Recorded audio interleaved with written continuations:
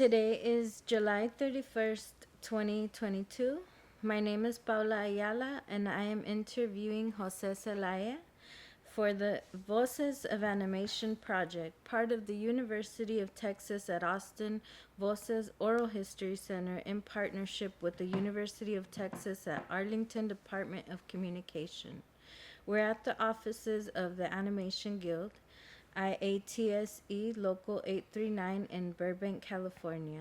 Thank you. Thank you, Jose, for agreeing to this interview. Would you like to introduce yourself in front of the camera? Yeah, definitely. First of all, it's such an honor to be part of this. Thank you so much for having me. My name is Jose Zelaya. I am an artist, animation artist born in El Salvador, Central America, and I've been in the animation industry for the last 25 years, and working on shows ranging from Reese's, Mickey Mouse, and more to come.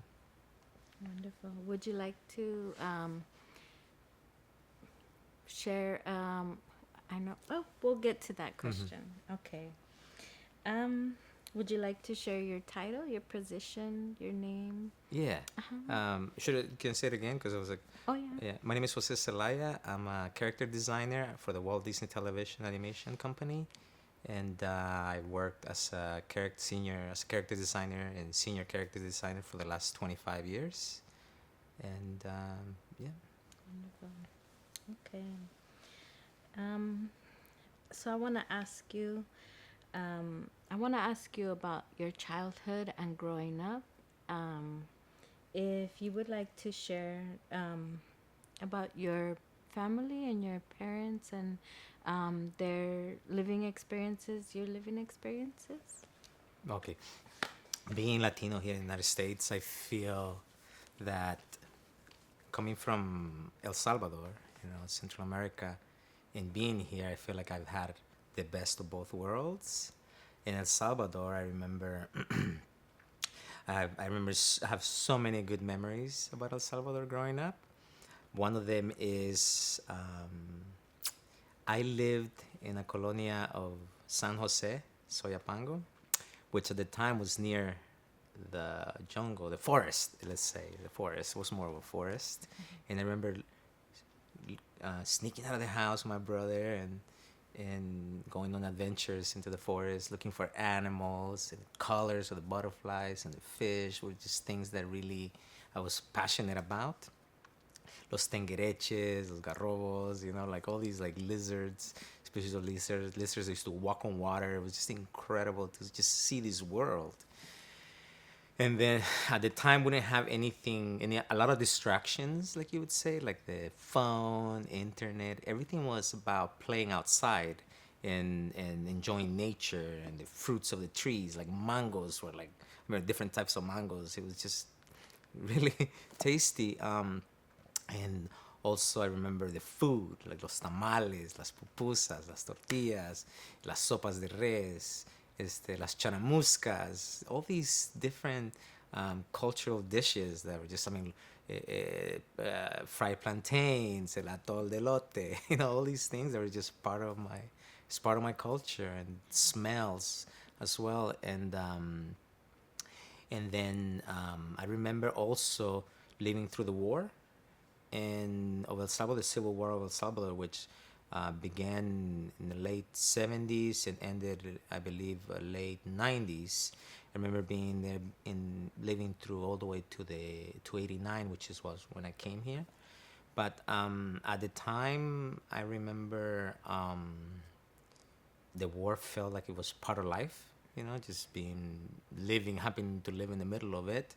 And it was something that put a lot of stress on my parents, I remember.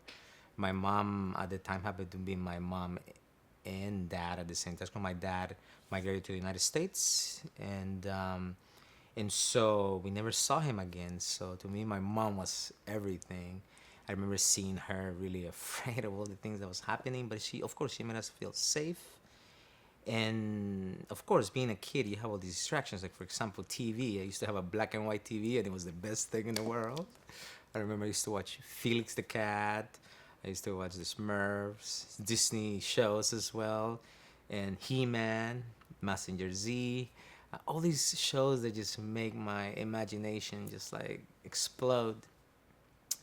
And I remember that in these stories that I saw, they would paint a picture of hope, right? And not everything was going to be like that. There's always like a happy ending, especially with the Disney content. And as a matter of fact, I remember one day I was watching a show of Disney, and they were I somehow I realized that there were people making these shows, the animation shows.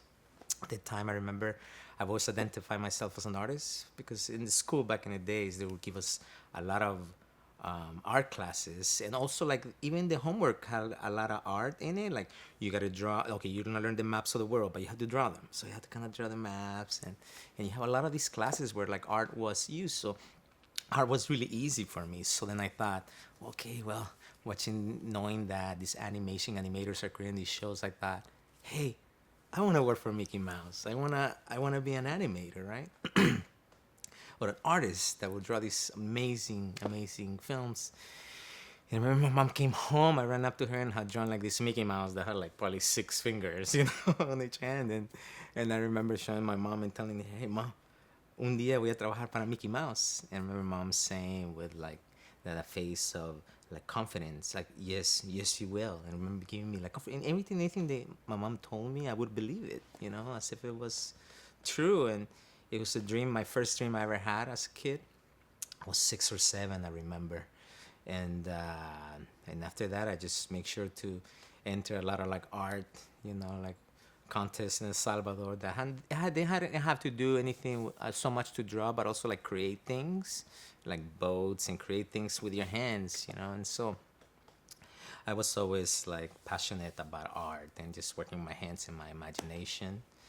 Um, and yeah, I remember also another really nice memories I have was sitting outside and watching the stars, and then luciérnagas, which are like fireflies, in my country, and it was just like magical scenes to see that we do not have here.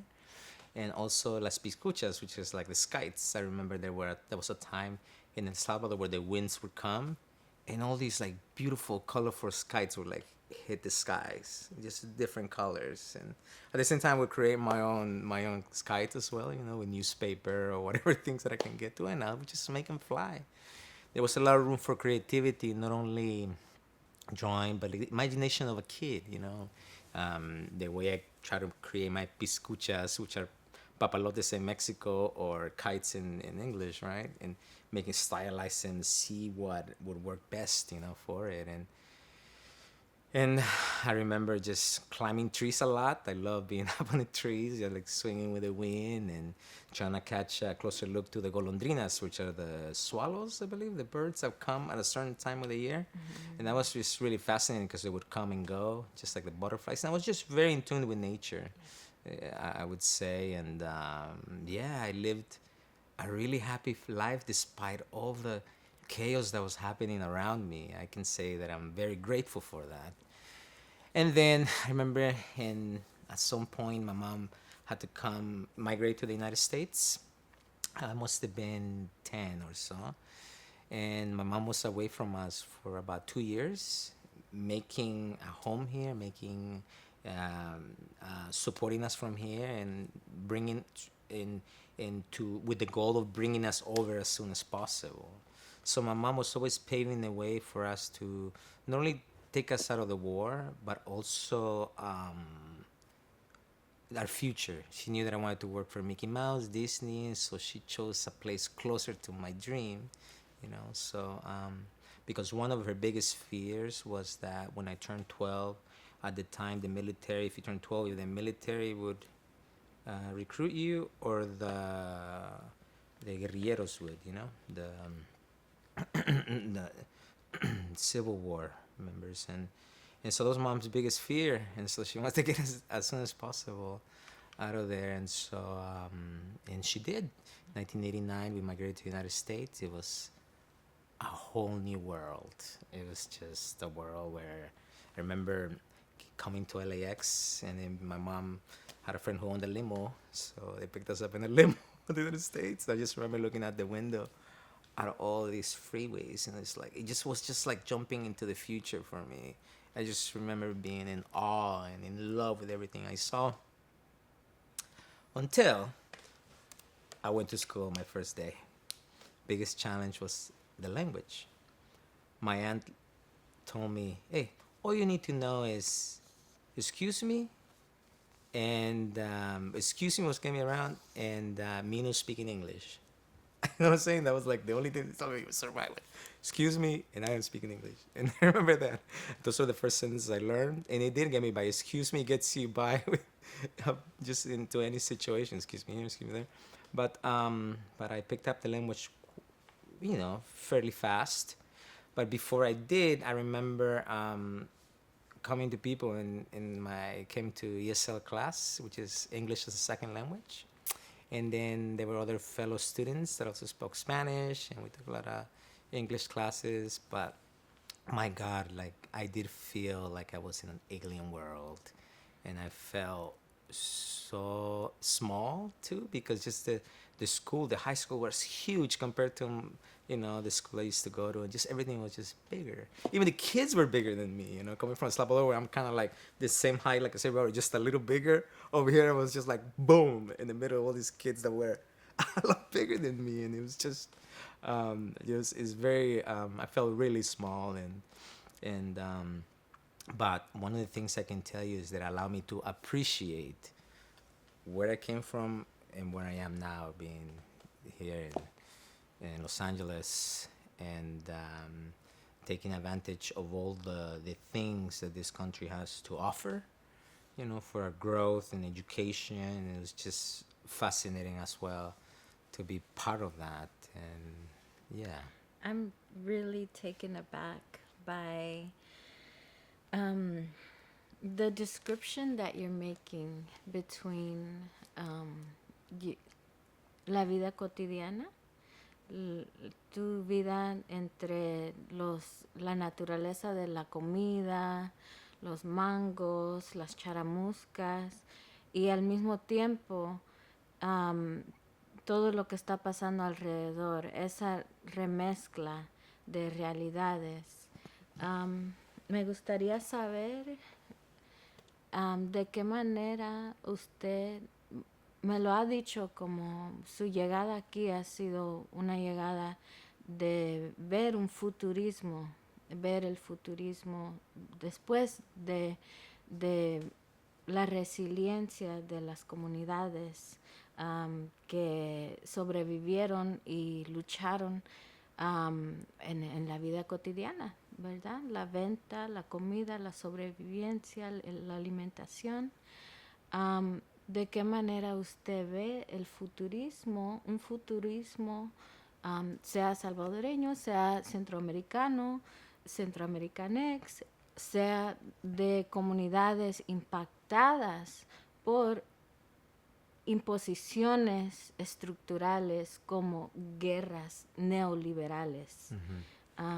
¿Usted cómo ve un futurismo de esta esperanza, de esta resiliencia y de una alegría, ¿verdad? Alegría eterna.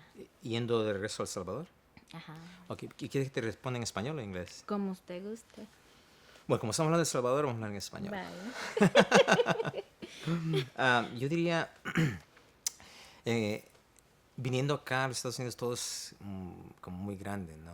Y uno deja el país uno viene escapando más o menos del país, de una manera u otra. Es una combinación de irse escapando e ir a un nuevo lugar por un futuro, un sueño. Entonces, mi sentimiento fue como pequeño. Lo que he vivido es que me fui de El Salvador pensando, qué terrible lo que estaban mis amigos de la escuela y mis amiguitos y todo eso. ¿Qué les va a pasar? Los voy a volver a ver otra vez, porque uno está pegado a la vida del mundo, ¿no? Y me acuerdo que tenía una novia también, y entonces digo, dejar y todo eso, pero cosa humilde, ¿no? Inocente. Y entonces aún yo tenía 12 años, tenía mis propios, ¿me entiendes? Dejando el país así. Yo me acuerdo que me fui, it was a sigh of relief, But the one thing that drove me the most, that I was gonna see my mom again. That was like, it made me forget everything. And now in retrospect, me acuerdo de El Salvador, y cuando he ido a visitar ahora, veo que ya está en ese futuro, ¿no? El Salvador está muy bonito. El Salvador está, las playas son bellísimas, las frutas, he podido disfrutar de otras maneras. Mis tíos, mis tías me han llevado a lugares y cosas así. Estando en El Salvador hace unos años, me acuerdo que quería ir a donde yo crecí, que era San José. Y mi padre me dijo, no, ahí no puedes ir. Oh, ¿por qué no? Porque yo quería ver mi casa, ¿no? Entonces, o ahí no puedes entrar porque si entras a lo mejor no sales. Eso, no sé detalles de lo que nomás era, que tenía que ver con las pandillas y la violencia que queda después de una guerra. La gente que ha visto muerte y ha visto ese lado de la vida que es tan oscuro y que al mismo tiempo es real, porque pasa, ¿no? Um, la gente, la comunidad queda con esa, ¿cómo se dice? They're desensitized to blood and all that. And I felt that from my family a decade ago. But since then, now it's completely different. I feel really safe going back and really proud, and it just like reminds me of a lot of things, like the smells of the food and everything. It just takes me back to my childhood that to me to this day was a happy one, despite all the death. One of the things that, speaking of death, I remember witnessing like this guy got shot by the military like so many times in front of my house. And I remember I didn't know a body could bleed so much. It was just blood, and then the military like forced my mom and other ladies of the community. They dragged the body a little bit off to the side, and they had my mom and all the ladies wash the blood because they had like dragged them from a while, handcuffed and everything. It was just like so sad. I remember being scared for my mom and being scared of the situation. It was just a lot to me, you know, because I remember see the helicopter shooting far away, like with the tracers, and I remember seeing like the soldiers jumping off the planes to land into the forest that we used to go to. And I remember that it was just like Star Wars, you know, kind of in a way. There was something that was kind of like, I was just curious about it because it seemed like the future too, you know, to see this kind of like helicopter shooting like lasers, like tracers, and and um, and I remember my mom protecting us with everything she could when there were like bullets would like come and go by our house and everything.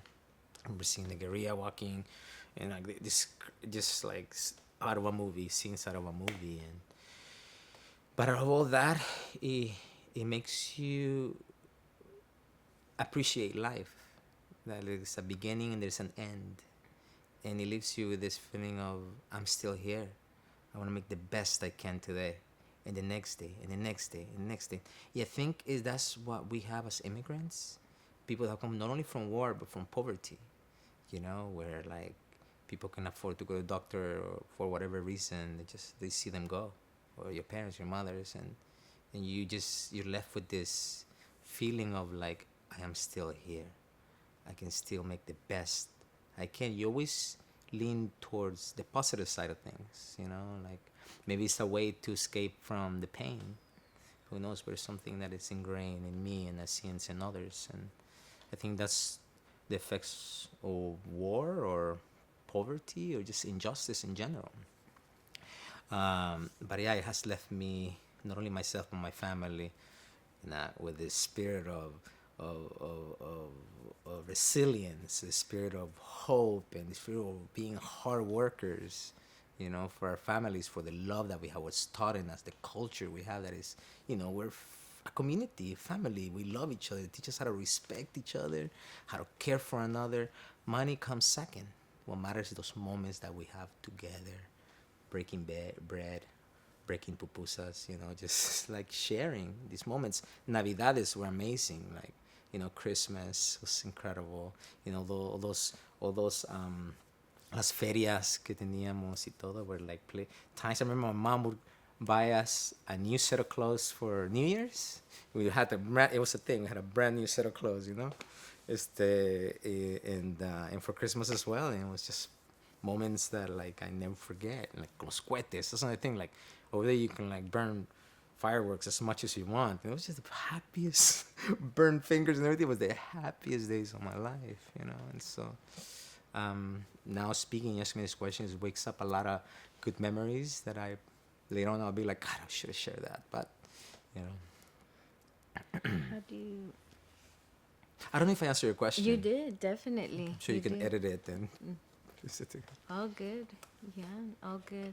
I really appreciate that you mentioned, the movie scene, the scenarios of the movie and the film as a memory for you. And one of the questions that it brings up for me is the depictions of war. How is war depicted, specifically in the region, right? In Central America. We can also include Asia, Southeast Asia and Africa. The way that the narrative is made for people impacted by war has typically and stereotypically been one of almost, I would say, a patronizing one, where the agency of people is not acknowledged. And the reason that I'm thinking of that is through your work, your artwork, and the visionary artwork that you put out that really juxtaposes and contradicts that. I'm wondering if you can speak a little bit, maybe either if you've noticed this as well, like how our communities depicted that are impacted by war. What are your thoughts on that? How are films like Voces Inocentes, for example, or films like Salvador, older films from the 80s and 90s that attempted to tell this story, and this, what you're saying exactly, like the happiness of burning your fingers of the tortillas is missing. Yeah, you know, Oscar from Voces Inocentes, right? He's one of my friend. Edwin Aguilar, was an assistant director at The Simpsons, who, when we sit down and talk, our stories are so similar, and I personally, Edwin Aguilar to me we went to school together, in animation school. We were two kids dreaming on becoming animators. When the Lion King came out, it was just like, wow, being animators, being like a rock star. We were at school at the time, and Edwin and I became really close. Edwin was that kid in Voces Inocentes. He was that kid that would hide up on top on los techos when the military came looking for kids he was that guy, and so and that made us bond together until he left this world a year ago, and he was my brother. He was my brother, and we had a certain love for each other because we'd gone for the same exact thing. We could understand each other. And this is the kind of stuff that war gives you. It gives you like this, you either choose go down or build yourself up. And this one guy was just an amazing guy who just pumped you up, made you believe in yourself. And my God, I loved him as a brother. And we would talk about the war and all that, and stories that we had. And we both had, I guess, speaking of movies, when I watch a movie, especially war, for some reason, a lot of times I go for the underdog. It's just like a football game. I tend to go for the underdog. And so I just remember growing with this feeling because I remember going in as a kid with my brother and all the kids too. They would follow me and they would go because I would be the ones like, oh, let's go do this, let's go do that. Let's do. It's just like, I don't know why they were following me. I was just like really always con raspones and cuts everywhere, because I was just so wild. But I remember running into the guerrilla, and there were these really young guys, and the rifles didn't look as good as the ones from the military. Then I just felt really bad for them. Felt like really bad for them at the time. I didn't know anything about politics. What was going? I had no idea. I just knew there were the guerrilleros y había la military. ¿Verdad? Es todo. Military were cool with their airplanes and all these cool things, and then running into the guerrilla is so como el pueblo. You know what I mean? And even though they were joking with us, I remember that they saw me, they saw us, and I was trying to be. They came up to and they had rifles and everything. We're like in the middle of nowhere where we shouldn't be, because I'm telling you, I'm sneaking out of the house to be here. And I thinking, oh my God, I have to take care of my brother. My mom had told us already, hey, don't, because, exactly what mom said happens. Moms are like psychics. And so there we are, and I'm trying to be like the tough one. And the guerrillos, they could read you, just little kids, 10. He's looking at me and he's like, so what's up? So you're like the leader, huh? And like and I'm like, super tough. But inside of me, I'm like, I'm crying, you know what I mean? And so then he tried to break me, and he held my face, and he's like, he wanted me to say something. And I didn't say anything. I was being so stubborn. I was scared. I was like, but still, you know what I'm saying? And I remember I started crying like that. And then he let me go, and they all started laughing. And we just ran away, you know what I mean? They let us go, we got so lucky. But I remember that they were not really mean to us. They were just bored in the forest, trying to have a good time, because they could have like kidnapped us and make us part of it. They still had good hearts. They were like el pueblo. They're campesinos. They were guys who had been in the mountains for I don't know how long. But that was before the war exploded, where they were getting closer to the city because they were gonna take the la capital, the capital of El Salvador. It was around the big war exploded, and right before it exploded, we were able to migrate to the U.S. And so timing was like perfect for us. But then again, I left thinking my friends, like, what's gonna happen to them, And so it's a bitter, sweet kind of like scenario. I don't know if I answered your question. Yeah, no, definitely. Would you? Sorry to interrupt you guys. Thank you for the questions. Yeah, It's of just, course. it's healing to remember all these things. Go back in time and try to like what happened and how you witnessed as a kid, and how to understand the process as an adult. And trying to understand all the sides. It's just especially being in this interview where like I have to dig back. It's very healing. Yeah, I want to speak a little on that process that you mentioned, from the moment in which the guerrilla was going to take the capital, and in which your family decided and were forced to flee. I want to talk about that process in relationship to the time.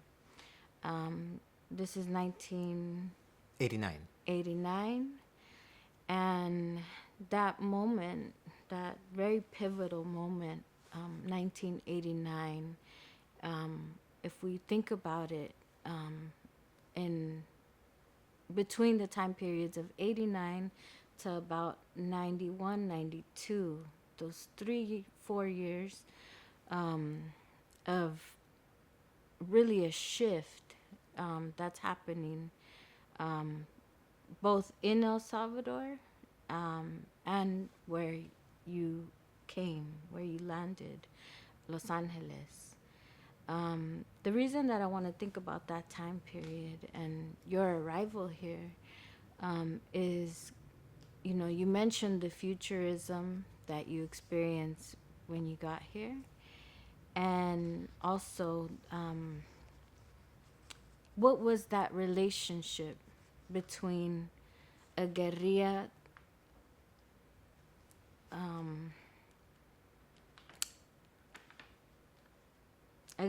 taking a city and the uprisings that you came and witnessed in Los Angeles from racialized people, Centroamericanos, Black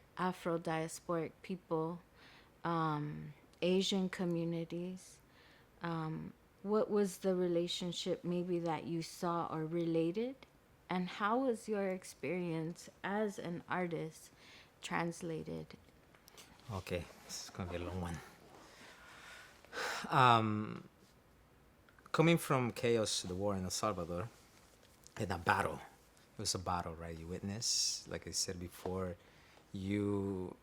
It was a great childhood because, like I said, I was really close to nature and a beautiful part of El Salvador. War was kind of like a small thing to me. Bigger things for me were um, capturing animals, insects, and just that was my passion. Life, like that was the trees. That nature was my passion.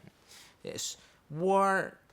It was something adults kind of were more worried about until it was right in our front door, and the only thing I remember stressing for was my mom because she would be. I could see these new faces in her of like fear, and because my mom always tried to keep us safe. I remember in our house she built like my house was like a castle. She had built like this wall, and felt protected. It was a really nice city. Like it was like a modern suburban city here, like Valencia or something like that back in El Salvador. It was a nice neighborhood where it felt like this wasn't gonna come near us. Just saw helicopters, shootings, and everything. But that was a battle, right? And a bittersweet as well. Then coming to the United States, it was like another bittersweet battle for me, being 12 years old and completely feeling really small because of the lack of language and just all these things that were happening. Was very again. It was like another battle. Again, it was within trying to fit in to society here and study hard and to be better for my parents. 'Cause my parents were always inspired us, study so you have it easier than us, and so the battle here was that, like, understanding the language, confront fears. Like I remember, I had never seen people with color eyes, like the eyes I saw my teachers. It was just like when they look at me, I felt like they were reading my soul, like color eyes from my teacher. I'm like, I would just look at her like, she was trying to speak to me and trying to teach me the language. And I would say would, like I would, and she said, no, say it like would, and I'd be like, oh, they really put time to, like, they really cared, so they made me feel really safe. My high school teachers, Miss World and Miss Kaminsky and so many more, Miss Michaels, and but then again, it was another battle because again, culturally, like I never been around so many different cultures. And then especially in the 90s when I came here, was the gangs. So I went from shootings over there to shootings over here because it was kind of like a thing to do drive-bys then. Remember witnessing violence as well, like where they jumped in a kid or a girl. There was a gang for girls, which was really new to me. And to break her in, they would grab by the hair and like swing her, and just really violent here too. I think it was more violent here. The violence over there was between adults, but here the violence were like now in my age group. And so it was really scary times, and that gap of language made me be a little bit introverted for sure, and I would express myself through my drawings, right? So during class I would draw all the time, and then as a matter of fact, in my English class, instead of doing an essay for the assignment or the final, the teacher would say, no, you can do a comic book about, what is it, Summer Night's Dream. So then I went and made a comic book about that, and that was my class. And for biology, my teacher said, no, you don't do that. You're going to do a timeline for me. And I'll be like, wow. So we do a timeline because I was in classes where kids were speaking English, and I just felt like so... And I wanted to be there. I didn't want any kind of attention.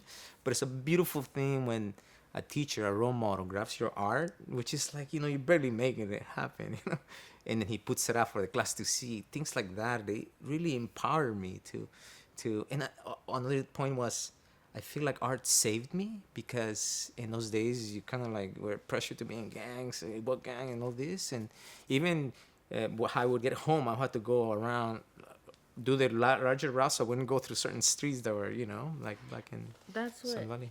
I would like to ask about, the specific neighborhoods. And did you feel like the way the racism, how did you experience racism and from who? Right? Well, I didn't, being in California, to be honest with you, I have not experienced much racism because it's a melting pot of all these beautiful cultures and foods, and so I didn't, it wasn't racism. I don't know if it was classism, like you don't speak English, so ESL student, like, so the gangsters, like, I remember they would pressure me into fighting this kid, this black kid that I played basketball with, and they were just like wanting us to fight. We're the two new kids, and they wanted us to fight, and they pressure you, and they surround you, they push you, and the other kid had no choice but to hit me, and I had to hit him back, and fight, and it was just really scary. And these are things I couldn't tell my mom, because I didn't want to worry her. So even my brother had like the same situation happened with, but we lived through it. But it was tough times. I remember one time, all the gangsters like broke out and they started hitting the teachers. I remember seeing they hit him, knock him out. It was like a movie again. It's crazy, man. Nothing else, after going through a war, nothing really surprises you. But the only thing I was thinking, like, wow, like this is such a nice school. We get free food, I get tickets. I was one of those kids that would run to the, like the ESLs. They used to call us chunts or something like that, chunties or something. So that kind of racism was, I don't know if it was racism because he was from the same race, coming from the same race. It was kind of like, I don't want to say classism or Or something. nationality? Yeah, nationality. Oh, you're the ESL student. You're the ESL, like so. So I was always trying to fit in, but through art, I was able to like even get along with the gangsters because they would be like, oh, he draws. Oh, he's cool. Like there would be a gangster that was in my class. They'd be like, oh no, leave him alone. Like, you know what I mean? And so. And coming from El Salvador, you're a little tougher. I remember they tried to fight me, and I was little, but I was strong because in El Salvador, you just out, the kids over here were kind of soft, tough, and everything, but they were really physically soft. Because coming from El Salvador, you just, you're running everywhere, playing with the ondias, you just soccer, everything, So it was like I can defend myself, but I didn't have to because art saved me. Somebody wanted like a drawing of their name, like a peace sign. I never tagged, but I knew how to copy things. Make their names like in peace signs for like these, these clubs or these, and they were really, it was like I was protected, untouchable by them, and I wasn't pressured to join the gangs, and I didn't have to because of the love was given to me by my parents at home. And so, one of the things that really made me work hard is my dad didn't have a job. Like they were barely making ends meet, because my dad never speak English, never learned to speak English. So I remember one time, I remember waking up looking for my parents, and they were coming back with a bunch of like cans and recycling because they were gonna, they would get enough money to get food, you know what I mean? And so that made me like, oh man, one day I'm gonna work hard. I'm gonna get these guys, give them the best I can, and I have, they were my kids after a while, and so, and those are things that grow out of you, in those situations you're put in, and Would you say you were aware of the different gangs that existed and oh yeah, you learn really quick. who tried to do you remember like who tried to jump you, or were they from a specific It was my gang? first day at school. I don't remember. I know they were the gangs who later on, like, I can remember. It was really fussy. It's just circle kids around you. But I know they were like, because they were white T-shirts and like, the loose jeans and all that stuff, And so it was easy to spot who it was because it was the 80s. So 80s, the kids that were not gangs, they would like roll up their, like was that style, kind of like this right now, like kind of like, you remember that, right? And so the gangs they were all like loose and like, they were tough, and the mustache was barely growing, so they were tough guys. But anyway, Could like, you tell who was like Salvadorian recently? no, got because I here? believe at the time, I couldn't tell. I grew up in a Mexican community. Por eso hasta mi español, no soy salvadoreño, tiene un acento diferente, más balanceado. Entonces, because I grew up around Mexican community, and which I love. I love Mexican community as I do mine as well. We're Latinos. Do you feel like that calling or that being named, like the word you said, achun, as like a form of um, racism towards people just getting here? Yeah, but I didn't think much of it like then. Like I don't speak Yeah. English, but I didn't think much of it. But you know, like you just yeah, like you're kind of I guess more humble, I guess, about things. Like, man, this is really nice. So, cool, no, you know what I mean. So yeah, I didn't feel any. I didn't get offended. Things like that didn't offend me. I come from looking dead bodies on the streets or like war, and then those things didn't really affect me at all. Also, another thing, academically, in El Salvador, there were really we had really good schools. Remember, like if you gave an answer wrong, un reglazo, right? So that made you like, hey man, I need to know my times tables, etc. So coming here, I went from getting fours and twos, which is really bad scores in El Salvador, to getting A's and B's, and even being a 4.0 here.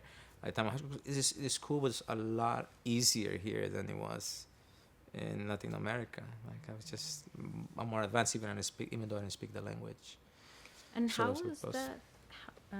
Sorry. How was that connection between? I mean, I really like that you mentioned that that it was easy to just roll it off. It was easy to just say like, "Oh, that doesn't matter," because I've already seen all this reality. You know, how is that connection between you and other Guatemaltecos, Salvadoreños, Nicaraguenses, Hondureños, Panameños? Were you running into other people? And was there like that understanding of like, oh, Yeah, we're it was in ESL cluster. People were from, they had just crossed from, you know, like immigrated from Mexico, El Salvador, Guatemala, Honduras, and so it felt like a little small community because we all have something in common, which is family.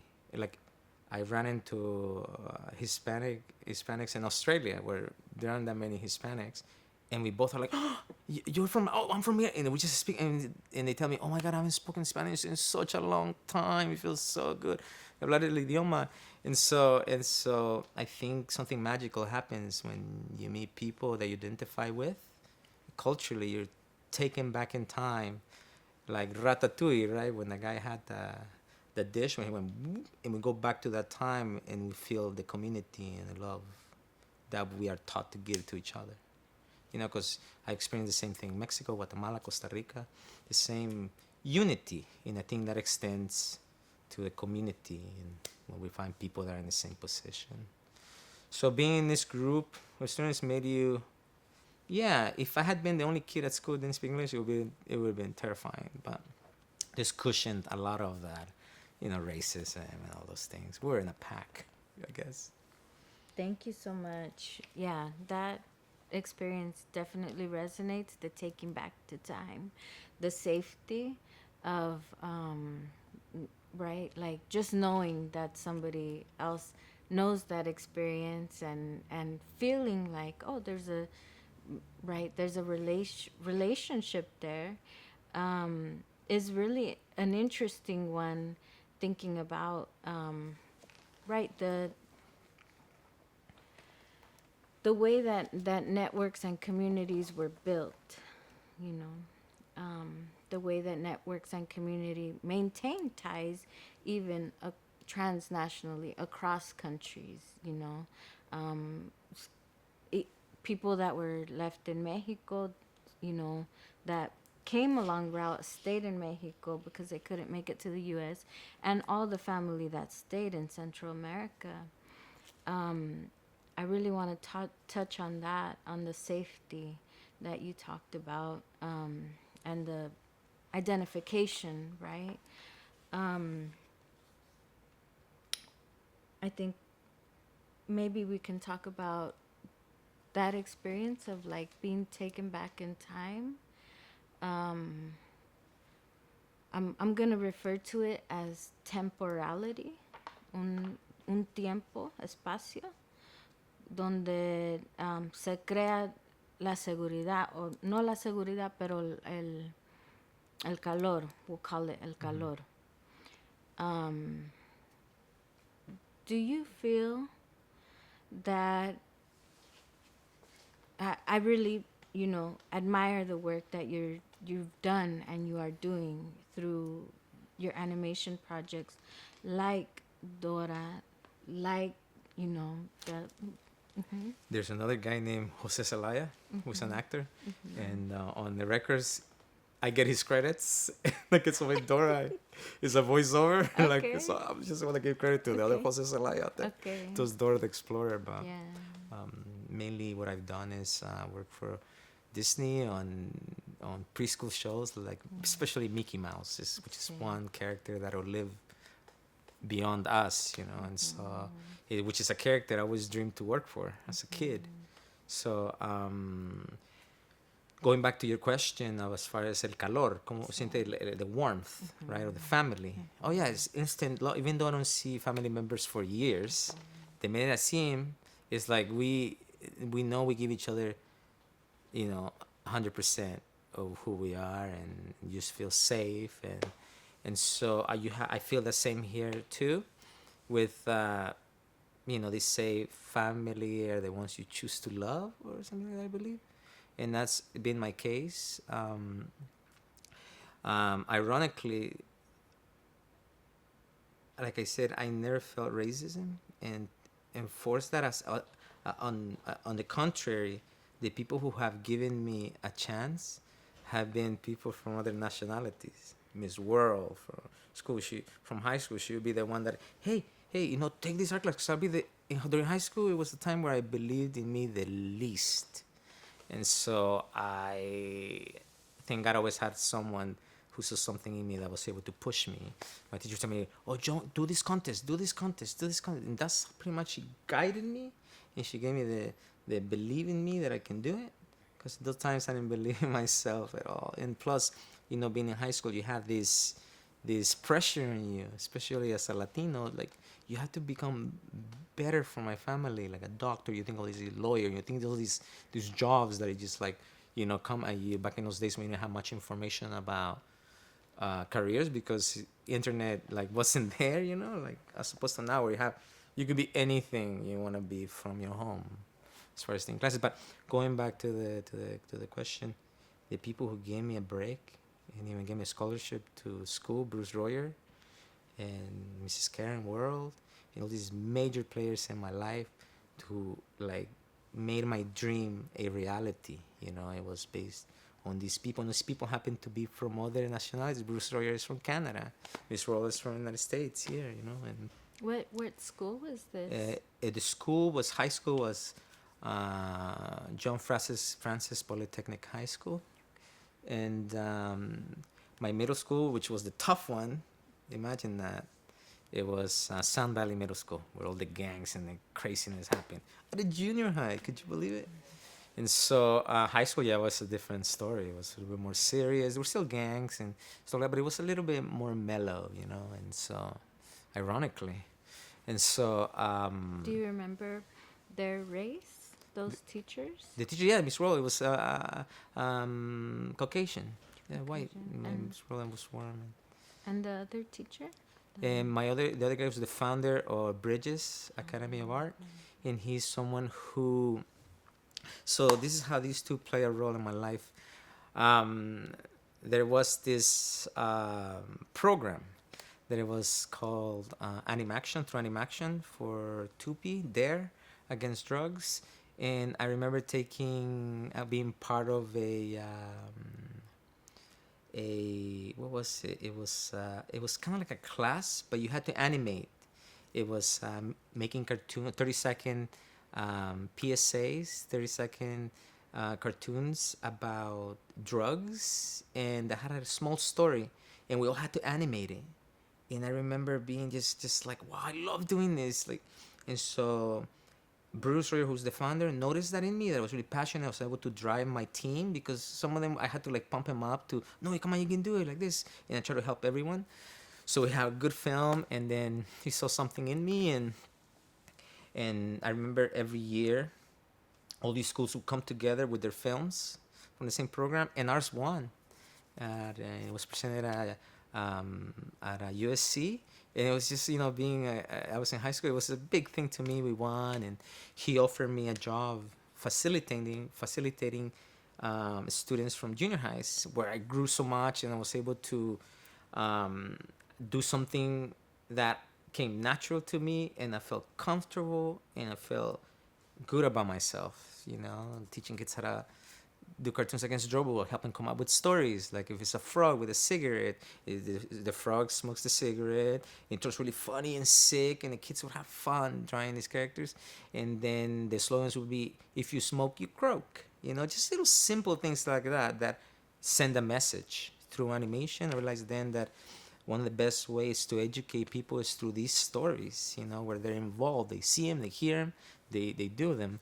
And so I did that for about a year, thanks to Bruce Royer. That I was a kid, like compared to all the other animators, were like older guys, and it seems I always find myself being like the smallest, and so with the least experience. But that challenges me to get better and have these people who are better than me, but they're my role models.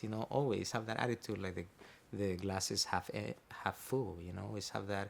Hey, there's always room to grow. Because if you're passionate, whatever career you choose, you're passionate about it. It's what's gonna fuel your success, and your growth. And so I found myself like in just a perfect position. So at one point, Bruce said to me, "Okay, it's good that you're making money right now." Which I was like, what was it? I was 18. So I was like, "Oh, yeah, good job." And so I was helping my family. And but he said to me, this is good, you're making money, but in the long run, he said to me, school is gonna take you farther. And I was like, oh, okay. So I had to let go of that job, and I went to school where we trained for especially in animation. And I went to the school for about a year. It was a 1-year program, and all my friends, like animators and directors and creators that are really successful nowadays, like Edwin Aguilar, Raymond Percy, Mara Anchera, all the people that I went to school with, Alex Reese, oh my God, I can name so many.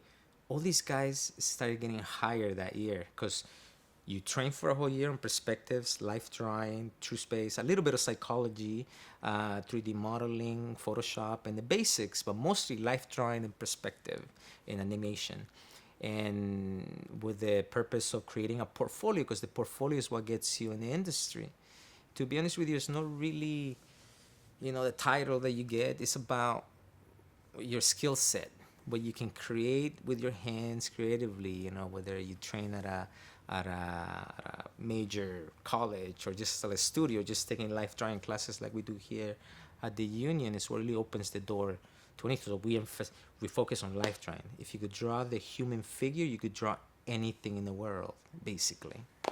And so at that time, my friends, we all had our portfolios, recruiters would come, and everybody was going Simpsons, Grass Entertainment, Chuck Jones, Warner Brothers, Sony. And I was the only one who didn't get a job. I was like, oh no, why? Anyway, I was my Bruce Royer told me, which is the founder of Bridges Academy of Arts. He told me, stay one more year. Maybe you can help us teach a class. And so I did. I stayed there, but one of the things he told me was, oh no, you weren't supposed to go to any of these studios. You're gonna go to Disney. He said to me. And I was like, I saw that like such an unattainable dream. I mean, completely. I wanted to start small because I didn't believe, as an artist, when you're in school, most artists, I guess we tend to be artists because we're really introverted and we express ourselves through art, whether it's music, writing, or drawing.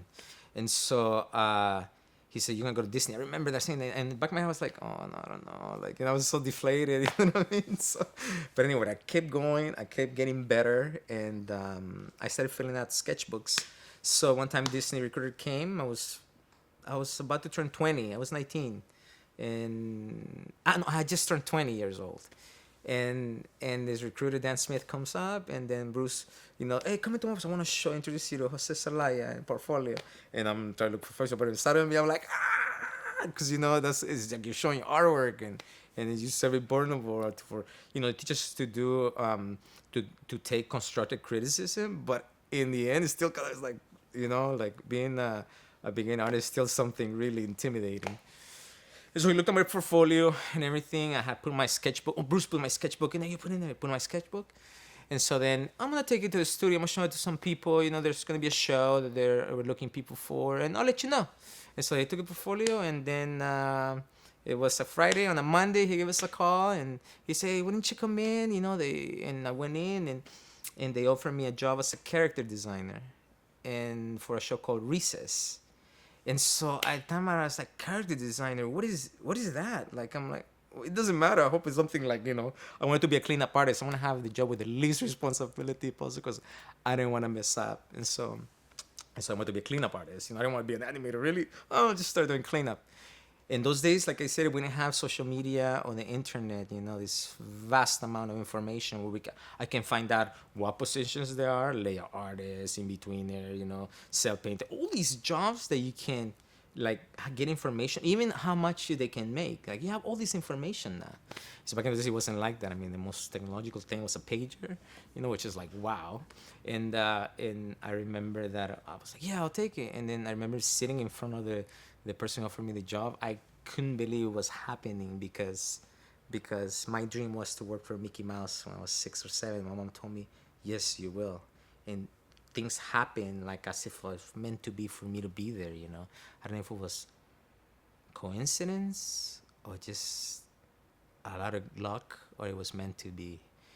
And so I believe it was the prayer from some other people behind me wishing well on me. It wasn't just me. It was all those people that stood next to me. And so that came very clear when I was sitting there and I was being offered a job. I was 20 years old, and I remember after, they welcomed me into the Disney family.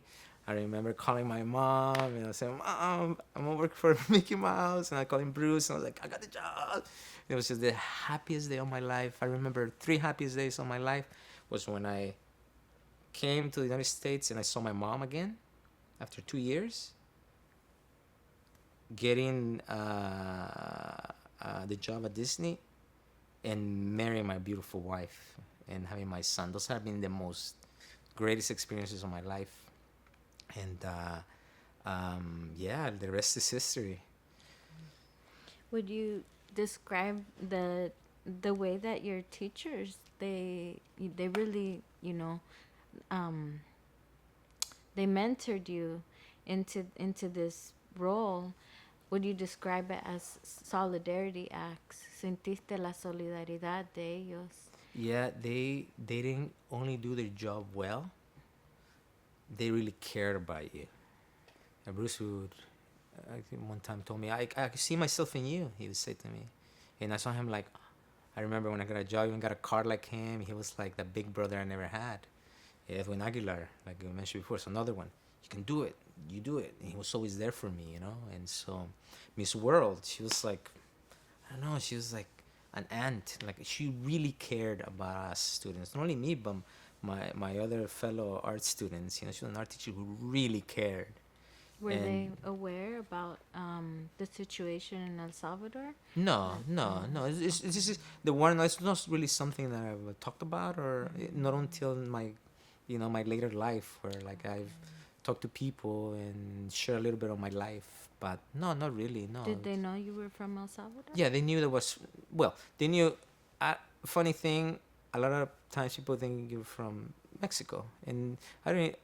They don't. A lot of people don't know if they're Mexico, Salvador, Guatemala. Mexico is over here. Sometimes the Mexico is all over, which is, understandable, right? They're not from, and so they just knew like a general idea of me that I was from a third world country, Mexico or something like that. But they didn't really know about El Salvador because you don't really share a lot. They were not moments to share that with. So, but you were just ESL student, English as a second language student, and I was in a humanities program.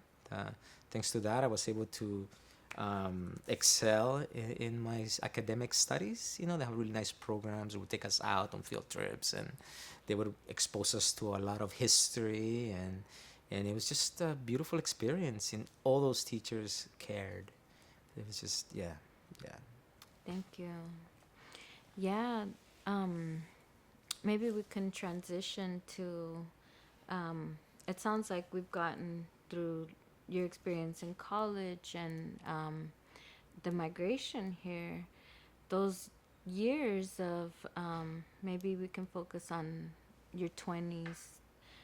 How was that, your 20s, and developing your craft and expressing your identity through that craft?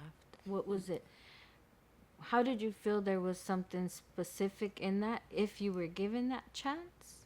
Were you given a chance to express your identity through your craft? Yes, there was a show in Recess where we would have characters that were from different nationalities. Benedict was Italian, TJ was Caucasian, and then you had Vince, he was black, and so in I remember that I would put Latino characters in the show, like my boss named John Carrillo. I made a younger version of him, and in the beginning and now throughout my career in the last 25 years, I worked perhaps the most for the Mickey Mouse brand. Mickey Mouse and the Roaster Racers, Mickey Mouse Clubhouse, Mickey's Funhouse, which are shows that teach a lot of inclusion, how to work as a team, how to use your words as a kid. And it's not until now that I have a son that's 2 years old that I truly appreciate what we do and the content we put into the shows. Because a lot of times the mom and dad have to work, and who raises a kid? Unfortunately, it's a sort of, double-edged sword where it's TV does, what they learn on TV. Because my son is coming up to 21, and I didn't teach him that. And I teach him to speak Spanish, and then he teaches him in English, and I'm like, wow, these shows are doing something good, which makes me really proud of. So in these shows as well, we visit other countries, like in the new shows that we're working on. I'm not sure if I can express so much what we're working on right now, but we go to Latin America, Mickey Mouse, with Jose and what I mean, other characters, and Dono, the Tres Caballeros and stuff like that. We're able to like put in a little bit of this flavor, cultural flavor that we have into the shows, and the colors they use, the dresses they use, and now especially in the later shows that we're working on, with Phil Weinstein and Alan Bodner and Tom Hart, they're exploring like cultures, and it's beautiful to just dive in. Because as an artist, as a creative, for example, I'm not from Japan, but I can, thanks to social media and library and reference, I can kind of grasp a little bit of that culture. Also, like we've gone to Peru, we've gone to Mexico, and we've gone to all these countries that we get to research. And since I'm from there, it becomes a lot easier for me to put in extra things to the outfits, because a lot of things we do is costume changes on Mickey Mouse, on Minnie, Dia de los Muertos Minnie, what is she gonna look like? We had to do that, for Halloween. So we do put in a lot of what we see in the world. My God, our country has so many great artists, like, and it's just amazing. Going back to El Salvador, I see so many, even in the graffiti I can appreciate. I mean, the one that's actually, color and art, artistic actors. I'm like, wow, these guys have talent, all over I gone to Colombia as well, blown away by the amount of talent there is in the colors they use. In Guatemala, how many colors do they use in their embroidery? And Mexico, with the huichols, and how much they use color, right? That it just, and not only that, you have music as well that gives you that flavor, right? Like my tias would put me at the dance and teach me. It was un tiempo alegre, right? Festive, and so putting all that flavor into the shows, it does help to be from the area. But like I said before, as an artist, as long as we had the reference, we can, understand other cultures, this culture here in the United States as well. Yeah. What I'm saying is, you don't have to be Latino to, to kind of like pick up on the art and translate it into a show. You could be any nationality. Yeah, I definitely resonate with that, and also, appreciate the fact that you've brought in the arts of graffiti, in relationship to the animation and the colors the colors that are very representative Percentage. of the region. You know, the region is, we can say Latin America is assigned kind of this colorful, It is. vibrant, you know, beautiful, and it is, right? It definitely is. What I'm thinking about is, you know, those graffiti artists painting, you know, painting their realities on a wall, right? The very raw form of an animation, you know, for the public, and what you do for a different audience. Well, not a different audience, but um, young children, right? What do you see there as far as the animation you create, the what lo que estás plasmando en la televisión para los niños, and the type of let's what type of therapy, color therapy, do you see possible in communicating these colors to young children that might not have the exposure to their culture? Oh yeah, you know, color is everywhere. It doesn't necessarily apply to where you come from. Where you come from, it apply then because it's an embroidery. The yarns. I remember doing like different combinations of pulseras and chaquiras. You know, you work. You know, this in school, it always pushed to use colors, but the same happens here. And there's color literally everywhere in nature as well, and in what we wear. You know, remember the 80s, you know, and all that. And so there's definitely a color psychology behind everything. And so in the industry of animation, you have so many positions. It comes from the writer, the creator. Then it comes to the visual artists, which are the character designers, prop designers, background designers, animators, in-betweeners, checkers, timing directors, and so on. But in there, there's one that is color stylist. And now these persons who happen to be, one of my favorite ones is David Rodriguez. And he was born here in the United States, San Francisco, but his color is just incredible. Where did he get that from? You know, he wasn't exposed to Salvador. It's something you bring in and you pick up from nature. His color combinations are incredible on the shows that he's worked for. And so we work as a team. And so the character's design, he just gives him so much life with color. My designs look flat. My designs can have like personality, like what the character is like. And then, but he just adds these pluses with this like color, depending what the character is like. If it's a antagonist or protagonist, will have like different colors to make you feel safe, make you feel things heated. It just makes you feel these things, right? And so I'm sure they derive from nature, right? The colors in nature and birds and other animals, especially birds and insects.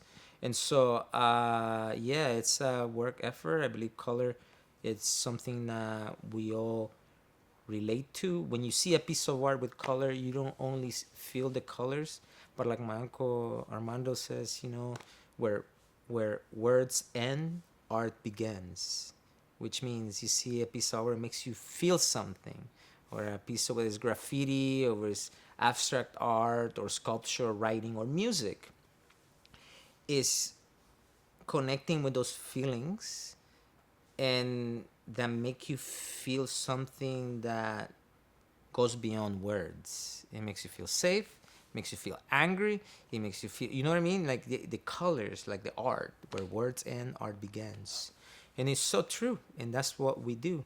We create shows that, of course, have a dialogue, but they have a message. And the message is positive and is continuing with that legacy of storytelling and going back in time to when I grew up. I watched these shows like Dumbo, you know, and I want to see my mom again.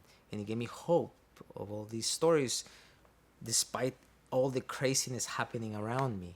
So this art form gave you that feeling, and it's something that it's important to pass on. It's something important that we keep doing in generations to come. There's gonna be somebody else working Mickey Mouse next. I will go away peacefully, and then somebody's gonna pick it up. This character is never gonna die. What this character represents, just like other shows, other characters, other stories, or historical figures. So yeah, it's I am now in my later years. When I see my son doing something, I'm very proud of the work that I do, and inspiring me to keep going forward. And now that we're going through this boom of Latinos in animation, Filipinos in animations, blacks, whites in animation, finding groups and everything. I think it's important, but still understanding that we're all artists, number one, and take it from there. Because I personally don't want to get a job because I'm Latino, right? Or because I'm a certain thing. I definitely want to get it because of my skill set, And so the artistic community that I come into, like at Disney, for example, we have people from amazing artists from Bulgaria, Philippines, Mexico, all over the United States. People who jump in their car and they go and they take a leap of faith and they sleep on their car. And there's stories like that where they end up getting jobs. You know what I mean? David has a great story. Edwin has an incredible story. We'll have like stories where like we all took a chance, and we're very passionate about it, and doors open because people, the mentors that mentor me, Dana Lansberg, Ginny Haas, Eric Keys, we're talking about all these guys are not Latinos, right? But they were able to like, in a business that could be very like, hey, no, you good luck over there. No, opened up and showed me things that now I'm showing back to the animation community as much as I can.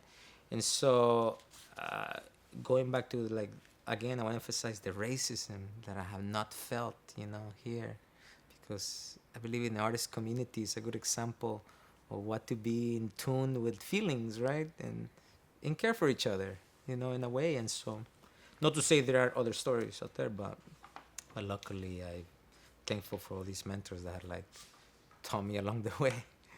Well, I really I like the part about including nature and the importance of that. And I'm gonna take it back to Latin America and Central America, and I want to consider the environmental environmental devastation and degradation that is happening due to huge conglomerate companies that are extracting extracting lands, extracting labor from people, right? Just completely changing the landscape, rivers drying up, deforestation, land defenders being assassinated in the region, and very heavy topics, right? That to Yeah. consider, especially to consider it as something that should be and needs to be communicated to young children all over the world, really. I think in the context we're speaking about, given Central America, murders like Berta Cáceres, Daniel Choc in Guatemala, land defenders, indigenous land defenders. What do you see as the necessity to tell these stories through animation, and what are the barriers, in that to artists? As you asked me this question, I feel really hot inside, like angry, like anger and sadness, because I lived in. I was so close to nature growing up. I was, like it's something that amazes every kid growing up. Wow, I bought it for my son. He's like, oh, what's that? What's that? What's that? Un grillo, an ant. Well, he's just amazed by these things that coexist with us, and to think that you know, I remember going through a time. This is not something I just thought about all the time. Who to blame, you know? And it's just like it's a circle because it goes back to me, you know, consuming and it's being part of this system that just destroys nature. It's just a really hard topic, and it makes me think like, you know, I can't really blame the people on top because I don't know. I really don't know my things, you know, the bubble I live in here. But in a general thing, it breaks my heart what's happening to the oceans, deforestation, the elitist people who represent the intimidation tactics and all these things just breaks my heart, and I feel so impotent to make a change like me, you know. And as far as like telling stories through animation, you know, I think is very very important. And you have stories like this, you know, that Disney has produced, like what is it called, Eve and the robot, you know, like how what was the name of that one? Up? No, it's not Up. It's I can't believe it's one of my favorite movies too, with the robot. And Eve. My name is Eve. Remember which one I'm talking about? Wally. Wally. Wally. So that made me think like, oh my god, like we're trying to tell the world, you know, wake wake up. How can we do that? It's a good question to have. How can we live side by side with this only planet that we have, you know? People talk about going to Mars. We're going to Mars, which is fascinating as well, but the world that we're here, not only for me, but for my next generation, for the survival of each one of us, you know? Definitely want my son to experience that, you know, and Costa Rica is one of the perfect places. I wish everything was like Costa Rica, you know? It's just, you go to Costa Rica and I feel healthier when I come back. Eat good food, feels organic, the oxygen is the best, and so I tell everybody I'm gonna move to Costa Rica or I want my son to live in Costa Rica. But what about the rest of the world, my brothers and sisters? You know, what happens with them? And so I want to say I'm not very knowledgeable in politics as far as Latin America or anywhere else in the world. I do hear in this bubble that we live here, certain things do get to me, but. Do you see a push in Yeah. Latinx animators pushing for this story to be told? As a human race, I see us telling stories, you know. There's a lot of projects happening that touch the same subject, you know, especially now, you know, with going green and you know, stop using fossil fuels and so this push towards that. I always lean towards it, you know. You know, I'm all for like the planet as well, you know, and still being realistic. And even if it costs us more, I think it's worth it. It's so worth it. Save the oceans. My passion is to dive. I love being underwater, capturing like colors from different types of species of fish. Just another world where like you can meditate and think and appreciate, you know, because like a lot of culture said we came from the ocean, you know, like Do you see the union taking a stance and declaring this as maybe a necessary path to education?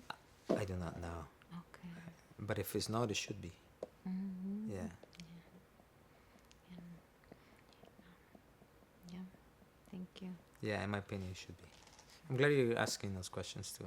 Yeah, it's something that, especially having children, a child makes me think about now as I didn't before, you know, versus thinking before. So yeah. Yeah. How is maybe we'll take a little break. Yeah. How's that? Okay, Yeah. cool. Sounds good. We'll take a break. I hope I'm answering your question. I don't feel Yeah. like I'm going tangents, but the guy said tangents are good, right? Good. Yeah, yeah. You can piece it together really nice. Mhm. So all right, thank you. Good. This is new to me to do this. What is it? It's more like a historic factual. I had no idea what it was. I kind of googled it, and I was like, oh, I was switching my teeth. Oh, like okay, like documents. Okay, like you know what I mean.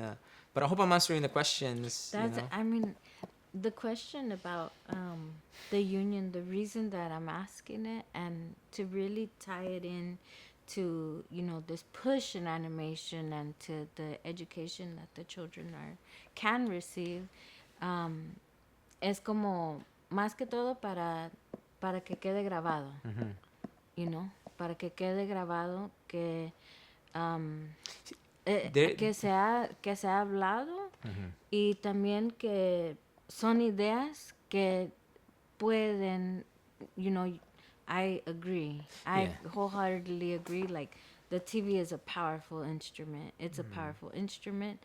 And I think if we ask the question and, you know, how you answered is perfect. It's perfect. Because mostly lo que estaba tratando de llegar es que quede grabada Yeah. la pregunta. I think they need you outside. Okay. We're going to continue with the power of television. And I want to mention a book I came across when I was about 18, 19 years old. And I also want to talk about what you mentioned earlier, desensitization. So the book's name was called 9 Reasons to Throw Away Your Television. And it was an outline of the 1950s about to the 1990s, 2000s of the change in that this author recorded in society, the change in society attitudes, the change in human behavior, the change in psychology, the change of human interaction. And this author really made the argument that the introduction of the television has been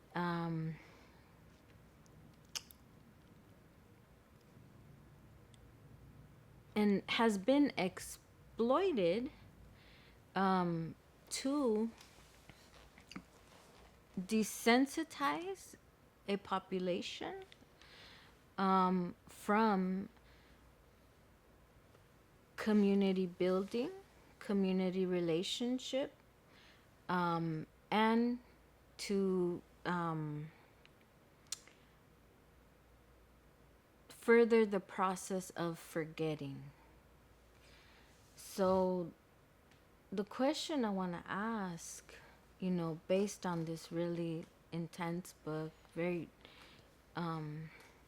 powerful work, is how do you see a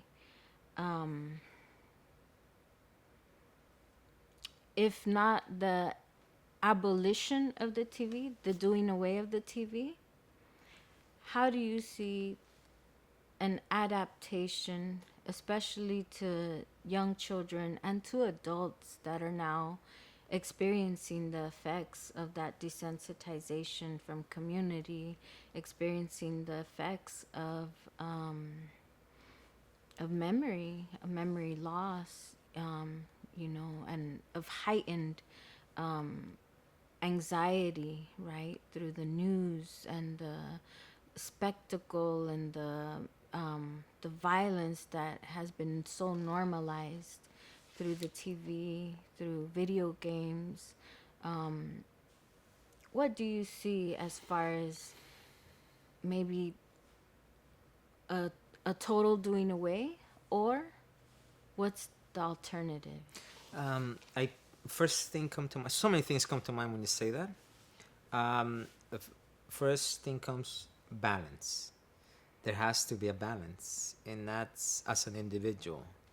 You know, I don't watch TV much. I stream every now and then, but I'm in my 40s. I'm not really into social media or a lot of things. I enjoy outside.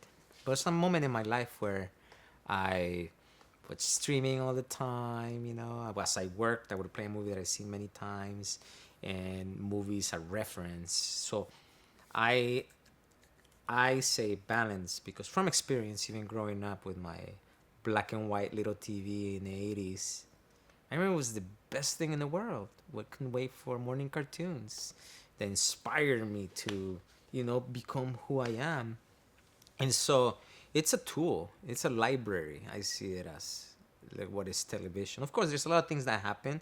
Like I said, it's a double-edged sword for sure. It's how you can utilize it for education or to follow a career, get reference. I would add television to social media and, you know what I'm saying, online services.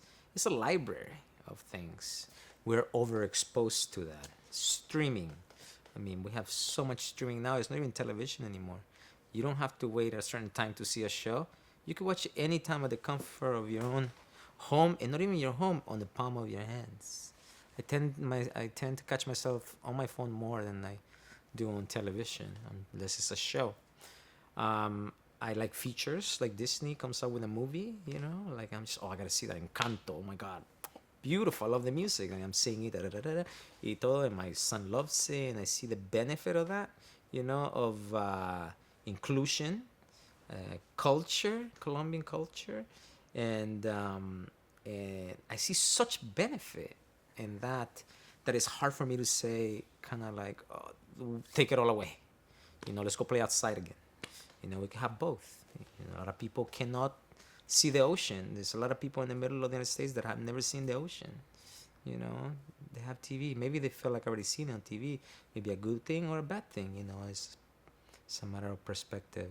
So the alternative you see as Balance. balance and more inclusion, more It, stories. it's all out there anyway. The world, like, it's being recorded. Like our history, it's important for history as well. Where we've been for the future generations. And so I see a lot of benefit from information. I know politics get involved and the manipulation and everything. I understand all of that as well. So that again applies to the individual. What are you looking for? What are you avoiding? Or, you know what I'm saying? It's kind of individual. For me personally, it has helped me to inspire and be more creative, like programs that I've seen and stories that I've heard. And so understanding other cultures through it as well, and this culture here as well, the American culture, the American dream, and all that. Which when I was in Sabah, I did see some of that. It made me like, the future, what is it gonna be like? I thought cars would be flying by now. Imagination, keeps like, imagining these things, and that's thanks to this thing, books we read. So television could be like a book. It's a book you're constantly reading, but it's more visual and you hear it. So finding a balance between all that, because I think it's really important to remember, like we were talking about earlier, about the things that are happening to the world, deforestation, everything, to be, go out for a hike, understand, be more social, where things are going, especially because of the pandemic that we've had recently. It's made us even more like work from home and have this window to the real world, a real world, depending on who is producing the content. Do you feel there is on that note, on depending on who is producing that content, is there I'm gonna call it, for the record, I'm gonna call it an obfuscation. That means like a cover up of who gets to tell this story. Do you feel like that exists in the industry? Oh, of course. Oh, yes, of course, of course. The stories get blown out of proportion, and a lot of violence to get people like, in order for you to keep looking at it, like, who gets to tell? Who tells those stories, and who gets credited for it? Who tells those stories? God, like there must be other interests out there that as a citizen, I don't have the knowledge. I hear a lot of like noise, but as a citizen, I couldn't say. But I do see like hypocrisy, and I do see like how the injustice in it, and how, because some things, plain and simple, do not make sense. Some things do not add up. And so, again, we're getting the right story, the wrong story, but from what you know, you can tell, wait a minute, why?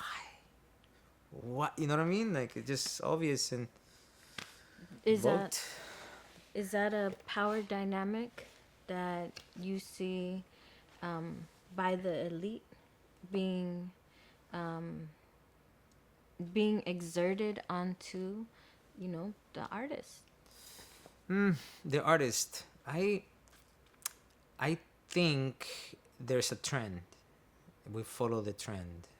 There's a trend that happens, and that's why there is a lot of independent films that tell a little bit more real stories that are not conformed to a certain audience or demographic. So, and the stories that I work on, they build somebody up, and so the writers are very, credit to them, very knowledgeable. They have had kids, understand psychology, understand about people dynamics, and so they're able to write these stories that informs, educates a kid, and from experience makes him a better person for the world, and so at that age. And so just like that, you have other programming that kids can get at such a young age that is out there, it's right there, that may affect them as well, and make them grow faster, perhaps not enjoying outside, and so I believe as parents we have the responsibilities in us to buy him a bike, take him out on hikes, take him on trips, and no phone on the table. There's things that land on us as parents to, you know what I mean, to set a balance. And things I think about now that I have a kid, thank you for asking. And there's going to be a lot of questions that I'm going to find out as I go, but as of now, there's a little bit of everything in the world. Nothing surprised me. Absolutely.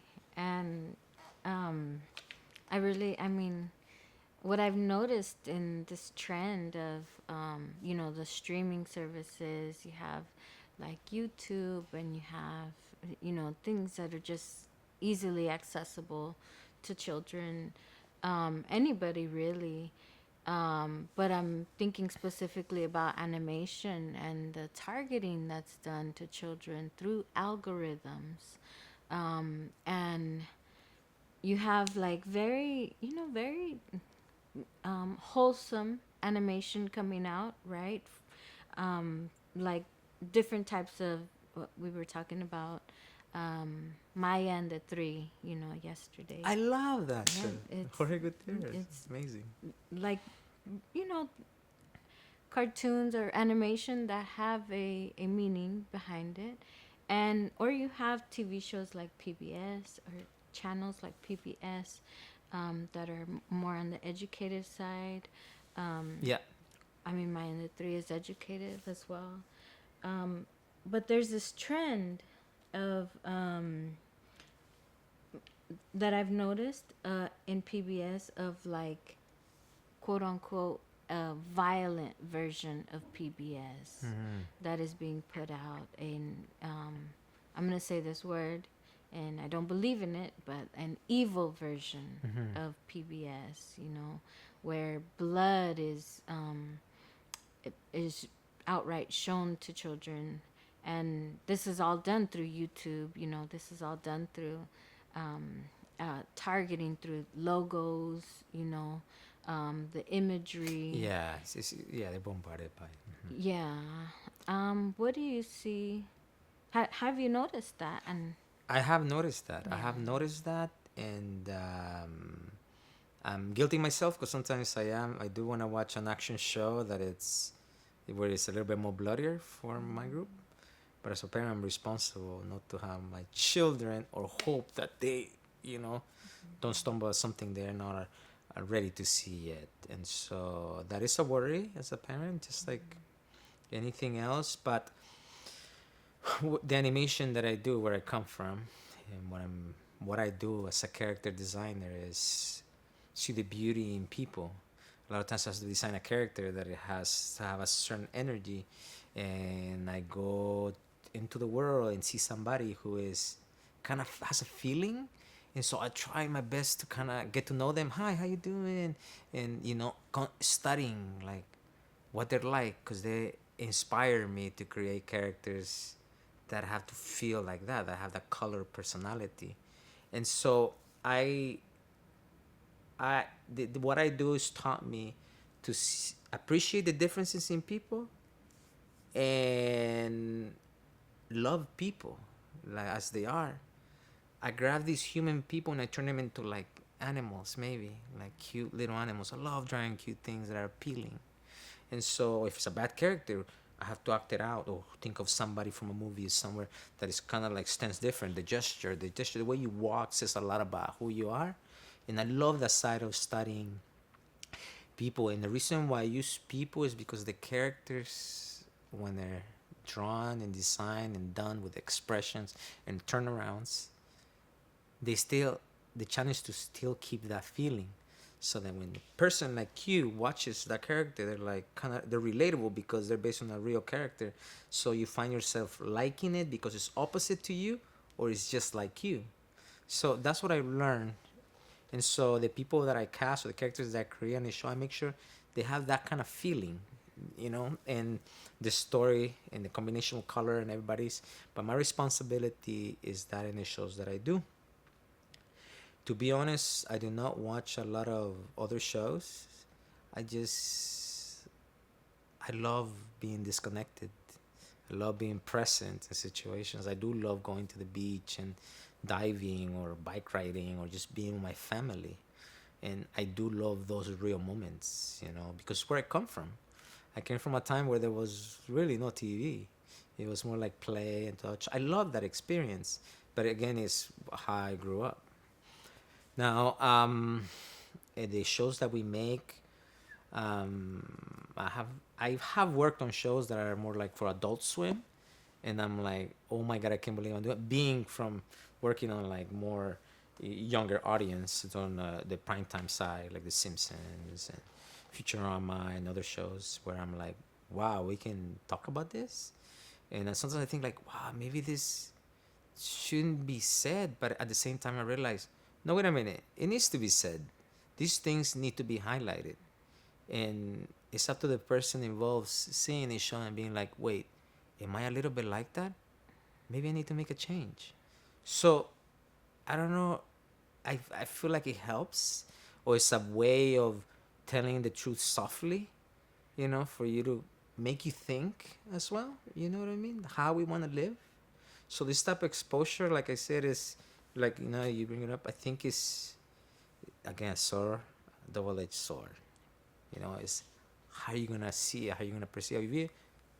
You know, there's gonna be a time in your life when a kid's life is gonna be like, enough of that. That makes me feel a certain way. How do I want to feel? How do I want to be in my life? It's up to the individual.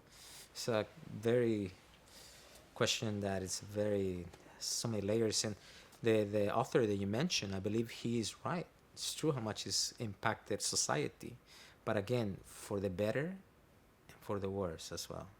So it's, yeah, it's finding What the do you balance. see as the relationship between um, the draw to violent violence, right, in the TV, in the media, and what relationship do you see there for right, the growth period of a young mind and the everyday violence we experience, from whether it's poverty, whether it's militarized, whether it's police violence, gender violence. What relationship do you see in a whole population being drawn to media violence in, I would say these generations, and how do you interpret that? Well, in my life, I'm part of the human race, and I am curious as well. And I do I'm not a person who would look away, you know. Like I do look and I know what's going on around my time right now and this time that I lived. And so violence is part of the human experience. Fear is part of the human experience. Fear keeps you safe. You need to be afraid about certain things. And so the way I perceive my life experience is that you have to keep growing and roll with the punches. Roll with the punches. Keep going. And how you nurture your body, your spirit, and the joys in life. Keep a balance. That's what I've learned. And to be honest with you, media and TV to me is very small. I really don't watch much of it. I do watch people in a generation and the way they behave. I go into Disneyland, everybody's happy. I love drawing there because everybody's like open, because everybody digs into a time where they were adults who were introduced to this magic, you know, of like wonder, right? And so it makes you dream. It gives you a passion for something, you know. And I think it's important. It's like the American culture, you know, just like I have my culture. There's an American culture as well. That And so that part of American culture, you know, United Statesian culture, it drew me onto the manifestation, right? That you have lived in the flesh of war and psychological warfare that you came and confronted, you know. How is this, you know, the psychological warfare that is being experienced here, and literal warfare, physical warfare for, you know, marginalized communities and impoverished neighborhoods, disenfranchised neighborhoods, you know, systemically disenfranchised. That psychological warfare and the media violence that is being, in my opinion, really imposed onto this generation. How do you make sense of that psychological warfare and the manifestation of physical warfare that never left? well, all of that needs to be recorded, right, for future generations. And the truth will set you free. Is where I stand with the power, the freedom of speech, being able to, for writers and journalists to be able to tell their stories that have been on through entertainment, animation. Yeah, we see it happening. The stories that are being told behind every movie. It's a message about what's going on, you know, historically now. It's important for people to get it, because a lot of times it's really hard to just, the bold truth is really hard, especially when people are avoiding fear and pain. You know, it's a human condition. And so the work that we do, the responsibility we have, is to highlight these things. Like you asked me earlier about what's happening to the world. Really important things, like where we come from, where place we eat from, the oxygen we breathe. You know, that's like, it should be number one to begin with, right? And so what happens, what I see is through media and all the violence, it's just taking us away from the reality of life, our spirituality as well. You don't have to belong to religion.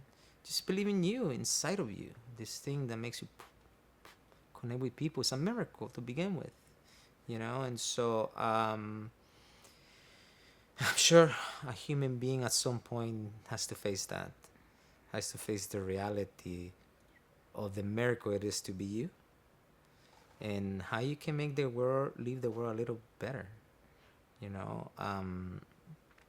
All the politics and things that are happening to me, they upset me. I think it's a circus, to be honest with you.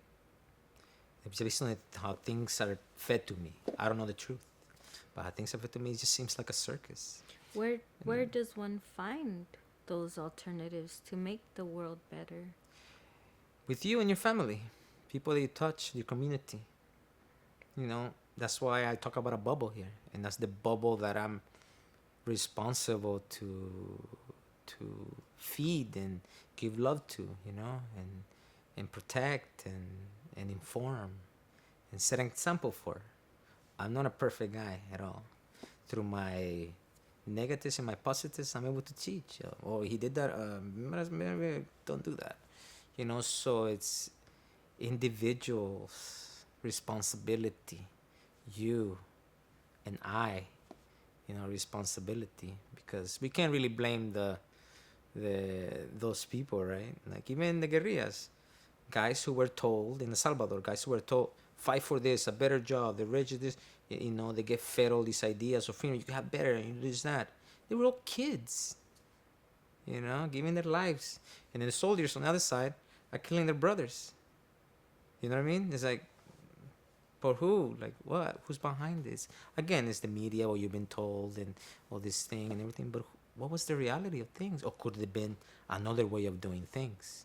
Right? There's so many things at play that I do not know about. But the sad reality is that it did happen, and these things need to be recorded.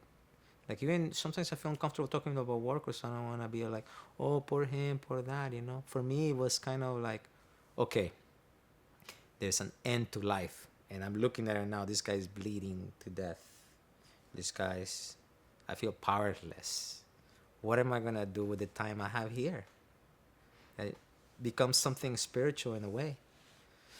Would you say that this generation of this generation in general is experiencing war on a global scale?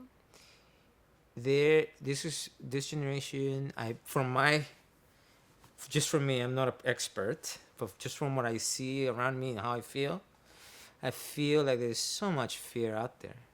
Like even to go into my country, when I go to Mexico, mom would be like, she would say goodbye to me like if it was the last time she was going to see me, because of the things you see in media, right? Heads chopped off and all this crazy stuff that you hear about. But then I would go to Mexico and people were like the best in the world, especially places where there were no tourist area. People that had nothing give you everything. You know, it's more I felt like my country, El Salvador. So it was completely different. Of course, you know, I've been mugged and everything too. I mean, it happens, you know what I mean? People necessity. And so, but not something that your life is in danger or anything like that. But you need to take these risks and experience the world, you know, you live in. What happens to people sometimes makes you feel afraid, you know. And so what is happening right now is we're being exposed to everything, good or bad, and fear is a big factor as well into everything, where it keeps you like, I better not move, I better just stay here safe, you know. And so, but then again, it opens the world as well. Oh, I want to travel there. Oh, I love to experience that in my lifetime. Oh, I'm gonna put that in my bucket list, you know. And you go travel somewhere and you come back different every time you travel. So the one thing I'm telling my son is travel the world, like my mom used to tell me. How much growth do you get from that, you know? And so it doesn't have to be out the country. Just go to the state over, you know, and like involve in the community, grow. Do you see the fear that you're talking about? You're you're highlighting the difference between the fear in the US, right? That right through media, through that is people are being exposed to, and you made the difference between Mexico, and that I think is it's important to note. I think it's really important to note because of the national project of Mexico, the intent to really make Mexico right, the paradisiacal destination, right, for this culture of fear to escape to, you know. that I think is really important because it, especially in relationship to the memory and the experience you have when talking about El Salvador as the other, lo otro, and to think about that region as kind of this bubble that you've mentioned, the bubble of Mexico, um, the safe zone of Mexico, which we know in reality is not. It's there's um, intense state narco capitalism, you know, persistent there, and the persecution of migrants, of displaced Central Americans, Africans, um, Haitians, South Americans going through there, and being stranded and being left without homes and being left really in a state of abandonment. And people who never found. And Breaks my heart. Like, disappearances. it breaks my heart because I understand the struggle and the dream they have that cannot happen in their countries. Not only Mexico, it's about other countries around the world. You know, this has been happening since the day before the day I was born. This what we're talking about, the outside wars and this thing that the violence, the fear and bloodshed, has been happening even before me, but it was never reported. Now it gets reported, right? And so you see all these things that make you feel, you have compassion. And so for me, it makes me, I put myself in their shoes because I've been there. And so I understand the dream they have. They want to work, you know. Like people have said, they bring this and bring that. Yes, just a little bit of everything, you know. In in every community, every person, let's say, not even a racial thing, every human being, there's something. They all battle with dark side and light side because of psychological reason that comes 3 generations before them. They are who they are based on the demographics as well. And so you think about the kids, you think about those people that are escaping like violence, death, and all that. And my heart goes to them. A lot of times I go to other countries like Mexico, Colombia, Australia to give talks, about animation, places where there is an animation industry, but the animation industry is starting to build up. And now animation work is going to Guadalajara, Mexico, I understand it's going to Colombia as well, and Argentina, Chile. And so animation students starting to pop all over the world, Philippines, Canada, and everything. It's like global movement, especially because of the pandemic. Now there's a lot of studios who are getting the work, because we all have to work from home, and it opens the door for other people as well to work. Like my colleague Luna Miranda, she is someone who is working for Mickey's Funhouse at Disney, and is someone who I was looking for somebody to help me, as a character design assistant. And all the people I asked here, they were kind of like, I believe, ticking a box. I would ask people, hey, would you like to work on a show with me? And I just wanted to get somebody new, somebody that had a passion, somebody I can train as well at the same time. Because I'm on my way out at Disney. I'm going to retire soon. And so I want to do what they did for me when I started. I want to teach them how to do turns, expressions, my view and character design, train them, And so a lot of people were turning me down here because they were focusing on college. If I do this, they're ticking the boxes. If I do this, the job will come. And I just let them be. Inside me was like, oh my God, if you work for a Mickey show, you always work, but it's the American understanding. And so I was looking through this. I don't know if it has anything to do with it, but I'm talking about opportunities. I was looking for somebody on Instagram. I was looking at people's artwork because I just follow artists on my Instagram. And I found an artist who the characters felt happy. They had a feeling, They were not really stiff, and and I could see where I could train this person. It happened to be Luna Miranda from Mexico. I don't know where she was from. And so then I'm like, hey, would you like to work on this show and stuff like that? And at first she was kind of hesitant, like she didn't believe, that what is. 'Cause a lot of people call you, a lot of scams and stuff like that. And so then she was kind of like, well, maybe. And then I guess later on she found out who I was online, and she was a little bit more easygoing about the whole process. And I remember going up to Disney. I'm like, I want to work with this person, but she's from Mexico. She's got papers for this and this and that. And I remember my producer said, no problem. We're getting my visa and stuff like that. I was just like, oh, really? I was like so happy for her because it's a dream for her happening. And so I was so happy. She's working from Mexico on the show, and she's doing amazing work. And these are the stories that I love, and whether it been from Mexico or from Illinois, or you know what I'm saying? It's just somebody, an artist, not even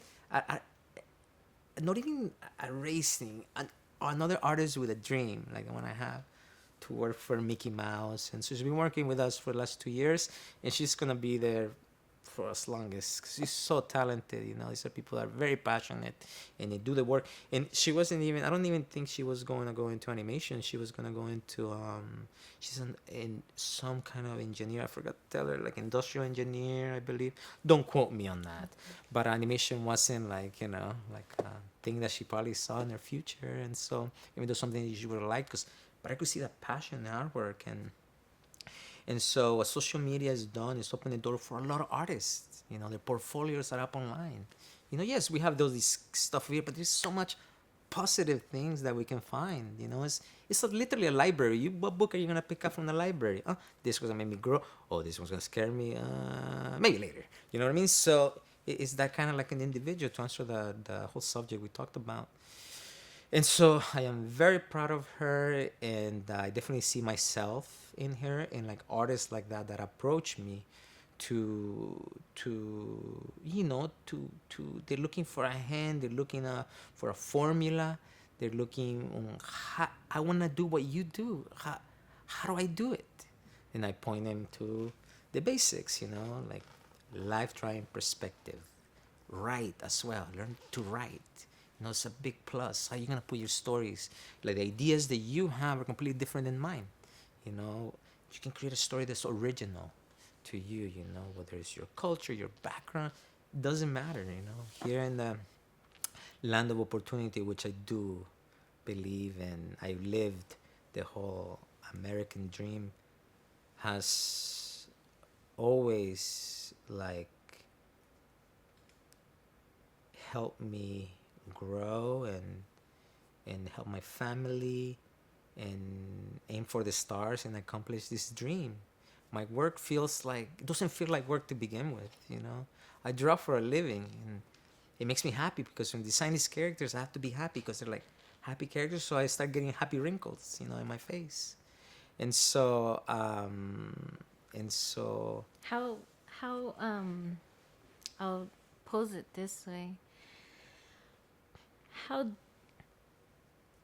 difficult do you see the story being able to get? How difficult can you see it getting in telling the other story, in telling the non-paradisiacal story, maybe the paradisiacal story with the difficult? And where is that very specific, right, for each experience? We talked about lo otro del Salvador, which but my country and where I come from, in general, like let's say a story from Haiti, from where? a story from Haiti, Haiti, Haiti? Haiti. Oh, Haiti.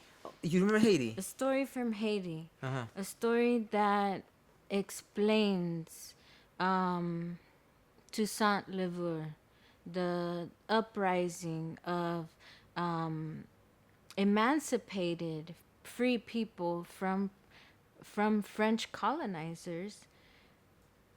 That story in relationship to the rebellions or the rebellions that were sparked because of that revolution in Latin America. Where's the story of the the negated, right, African person trafficked to the Abiyala, to the Americas, um, and how can that be told through, the joy? Yeah, How difficult can that get? we've been doing it for years, telling the stories like that. I mean, it's nothing new. It's not difficult at all. Um, to tell the stories that have been told in movies already. In animation, of course, you give it like this twist, right? Like, God, I'm trying to think of an animated example of, but when you asked me that question, I thought about my roots and I thought about my DNA, how it has, I'm made of all those cultures. You know what I mean? And not only Mayan, but I have Creole. I have other nationalities in me as well, like Europeans and Spaniards, in me. So by this time, it's all a combination. We are a little bit of everything, a little bit of. So I don't know if I'm answering your question, but how do I feel about the colonization? Like how can a story like that be told in popular media? How can a story that difficult and that real, the realness of that history? You have you have movies, for example, and you have El Dorado too, produced by a different studio. You have where they have reminded us, oh wait, there's history. Like a lot of times, like us or the kids, they don't know much about history, right? So these stories help them spark an interest or ask more questions about what happened, right? It's like an introduction to history. And so, even though they're twisted in a way where like it's a conflict, and then solving the conflict and coming up with a ending, right? Whether it's happy or not, but um, so it depends on the demographic. Like, for instance, for me, my expertise is in, child, junior, and like the demographic between I don't know 2 and 12 or so. So Can they it be they told to a story like that to a taught like a history book? To, I say there's always creative ways to do that. You have to sit down and see the content and see how we can, oh, this would represent this would represent that. And we create like a story with that feeling. You understand? For animation. Because if it was all more detailed, then it would be a movie, live action. It would be best to do a live action movie, right?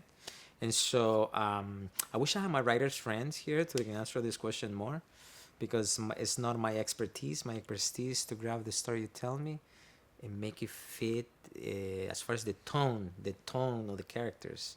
They're gonna be realistic, or they're gonna be more fun, round, and happy. You know what I'm saying? So, if say you wrote something like that, and I would design more realistic characters, CGI that are gonna be less cutesy, right? And of course, you're gonna have like a cute character, which is the eye candy character. Perhaps is animal from the region that is really cute, and you get a personality that's kind of like Stitch, which is the kind of character that you don't know if he's gonna hug you or bite you. You know what I mean? You give him like a certain edge like that. Maybe like a sweet looking character with big eyes, babyish or something, which is again is part of the formula where people are gonna be attracted to the eye candy character. They're gonna be like, whoa, that's my favorite character, the cute, safe one. And so, for instance, we saw in movies which I have not worked on, which is I was just talking about I just talk about it. Encanto. You have Encanto. What happens in the beginning? Somebody lost his life. Bambi. What happened? They kill mom in the beginning of the show. You're like, but mom died. You feel for this character, right? There's something around this fear of death that is like makes us connect, because we're all gonna meet it eventually, like Coco, right? Like that movie made me cry 3 times. I was like, oh, what? Because touching onto something that is very real. We have a beginning and we have an end. What does it do to me? It makes me want to hug my loved ones, right? So there's ways of creatively show a little bit of this feeling of fear, this thing that is like, you know what I mean? Like this parting from a loved one, somebody moves on, and just this feeling, makes you, for me, makes me more alive. That's what I want to ask next is who wrote that rule book of the safe character? I think the audience, people who watch, and people writing it, we are all writing it because we're writing it, but you coming to watch it, and it works. And after doing it so much, the same story is told over and over and over again. So the formula has already been tested. The formula is something that is happening as we speak. Like I remember seeing I grew up in a Christian family, and so I know a lot of the stories of Jesus. And I do see a lot of the stories in movies. Superman. He has powers. He could do anything he wants. He's phlegmatic, analyst, and so he tends to save the world. He doesn't have any gain, any popularity. He doesn't want anything. There was a shot. I remember when I believe he went back into the world. He was jumping from a space. I don't remember what he was doing, but I saw like a cross. He goes and flies down. It's like for that moment you're like, oh, okay, he's gonna sacrifice himself, like sacrifice, which is something that's biblical, and sacrifice is something that we do now as a parent. My mom did it for me. I sacrificed myself for, give my life for my son, my loved ones. So it's a human thing, connection. So who is writing this? We all are. People are physically writing, and people who are watching that then later on become writers or want to tell a story, or even if it's not out on film, I can still tell my story. You know what I mean? So there is a formula. For me, is I draw the characters, and I always draw a cute one because I want that cute one, like Bunga or Stitch's love interest, Angel. I remember designing that character, and I was like, okay, Stitch was made by Chris Sanders, like creator, like features. Television, we got to do the TV series, which is a lot less budget, right? So they didn't look like the feature, but the stories is what people focus on. Not if the character was badly drawn or not. It was the stories. I understand the power of the story. And so I'm always drawing characters that are appealing, that show a little bit of like that side of innocence when we're little and we believed before we had an analytical mind, like at the age of early teens where you have like a more developed mind. But there's that gap when you're little where like everything you believe in feels real, and so I feel like I've never grown out of that world. I'm always in the clouds thinking and creating characters and recreating them, and it just becomes, after 25 years, becomes so easy to understand the writer, what the writer wants to tell, and design the tone, the style of the show to fit in for that demographic, to tell the stories we're telling. I am very grateful to work for a company that highlights that. Some company that with the shows helped me when I was a little kid, to think that, oh man, there's a happy ending. There has to be a happy ending, and walk towards it. So yeah, as far as like anything else, like first like Encanto, like I was saying earlier, you see what happens in the beginning, like there's like this burning the towns, and people are escaping, and dad dies. In a memory of dad is how many people whose parents have died, not that way, but just I cannot speak to you, like the impotence of connection with a person that moves on. So that feeling of fear creates a unity in a way, because we all have or will experience that. And so yeah, it makes us more human, appreciative, and in a way it's not part of this pattern of cruise control reality that we live in, you know, breaks you out of it and brings you closer to life, being present. So I believe these movies do that. And yeah. Well, thank you for sharing about your, growing up Christian and bringing that into the conversation. I want to expand on that and specifically in, as you mentioned, like a formula, for the protagonist as, right, the savior, as the happy ending always. There always has to exist a happy ending. It's something you hope for. You hope for, Whether it right? happens or not, something like Which is naturally very you're much, hoping for. yeah, like very much a Christian thing. It's a Christian No, teaching. well, The hope, the savior, the joyful ending, and actually, it's a lot of violence in there. Like from what I know, and there is, there's so much of like, okay, there's this, but there's that, and so many things right, don't make sense to me. Like, just because, well, to be honest with you, I grew up in a Christian family and beliefs and stuff like that, but I never really practiced it. I never really guess, practiced as a little kid. In fact, I didn't like going to church. no, we'll get to that. Okay. What I wanted to really highlight is back to this notion of fear, right? The notion of fear that definitely drives Christianity, the fear of hell, the fear of evil, the fear of, right, the unknown. And specific movies, films that rely on this very formula of the savior. I can think of Lord of the Rings, for example. I can think of The Matrix, that has very specific commentary on capitalism and using, right, the formula of the savior, right, in a sense. Do you see this formula, the Christian formula, in television, in film? Where do you see a disruption there for the pushback against the Christianity that colonizes? Where do you see?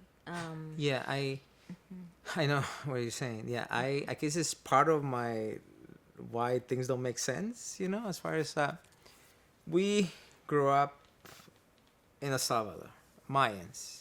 You know, spirituality is completely different with the Mayas, with the Huichol, with the Aztecs, with different Mexican traditions, and there's a big difference. Like even the Navajo Indian, they were more in tune to nature, and they would like, you know what I mean? Like they would speak to the wind, they would have beliefs and faith, and it was felt a little bit more organic. And the religion I grew up in, it felt more mechanical. And I remember through my experience, I felt for a while I was really upset at Christians because I wasn't too good of a Christian. I was told that I wasn't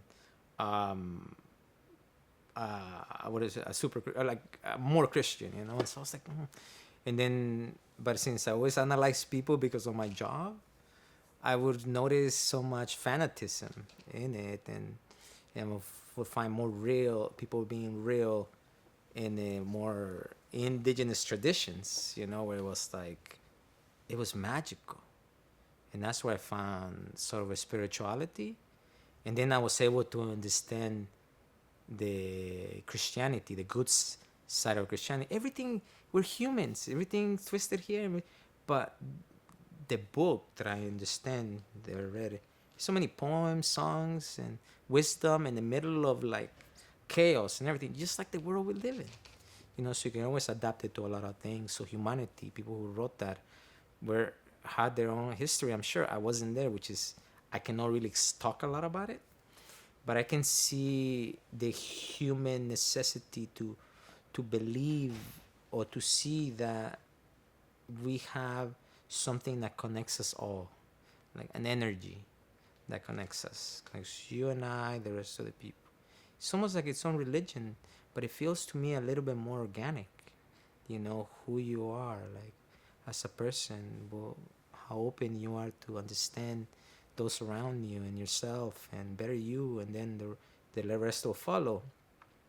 But I remember, but my experience with Christianity as a kid, I didn't like it because it was a Sunday, and then we didn't have like hot water like we do now. It was to be cold showers in the morning. Get through that thing. You dress up nice, and it's like, oh man, it's like going to school again as a kid. But once I was in a church, I loved playing with other kids, you know. And so, growing up, I saw so much like indoctrination.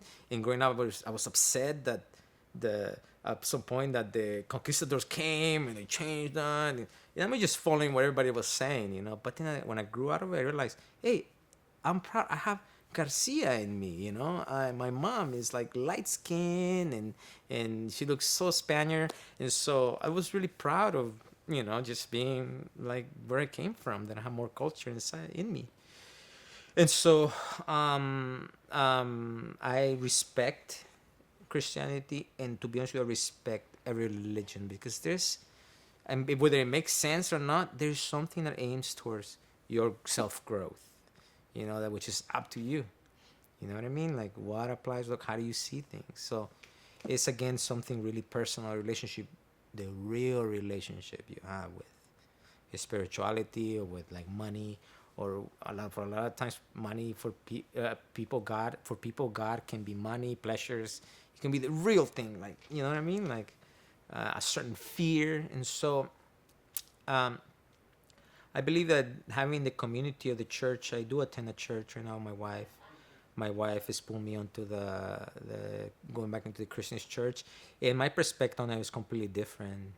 This community, they do serve this church community. They serve the community. I see so much good coming out, especially now I have a son.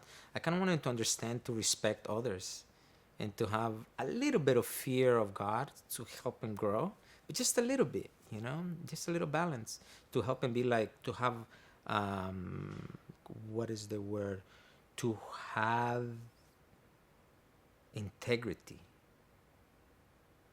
and that's how this community is helping me with my son to build that in him, building this important basis for him.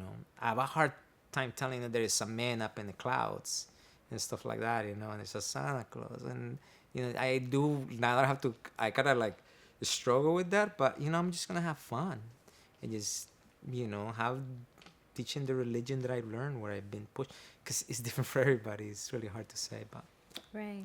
it's another subject that it's very very it feels like I don't want to step on my family's like toes, but at the same time I need to be honest with myself. Was your family I won't Look, Latino churches are fun. That's another thing too. I've been to black churches, they're fun as well. I'm going to like churches that's predominantly white, and it's fun too, but they're all very different.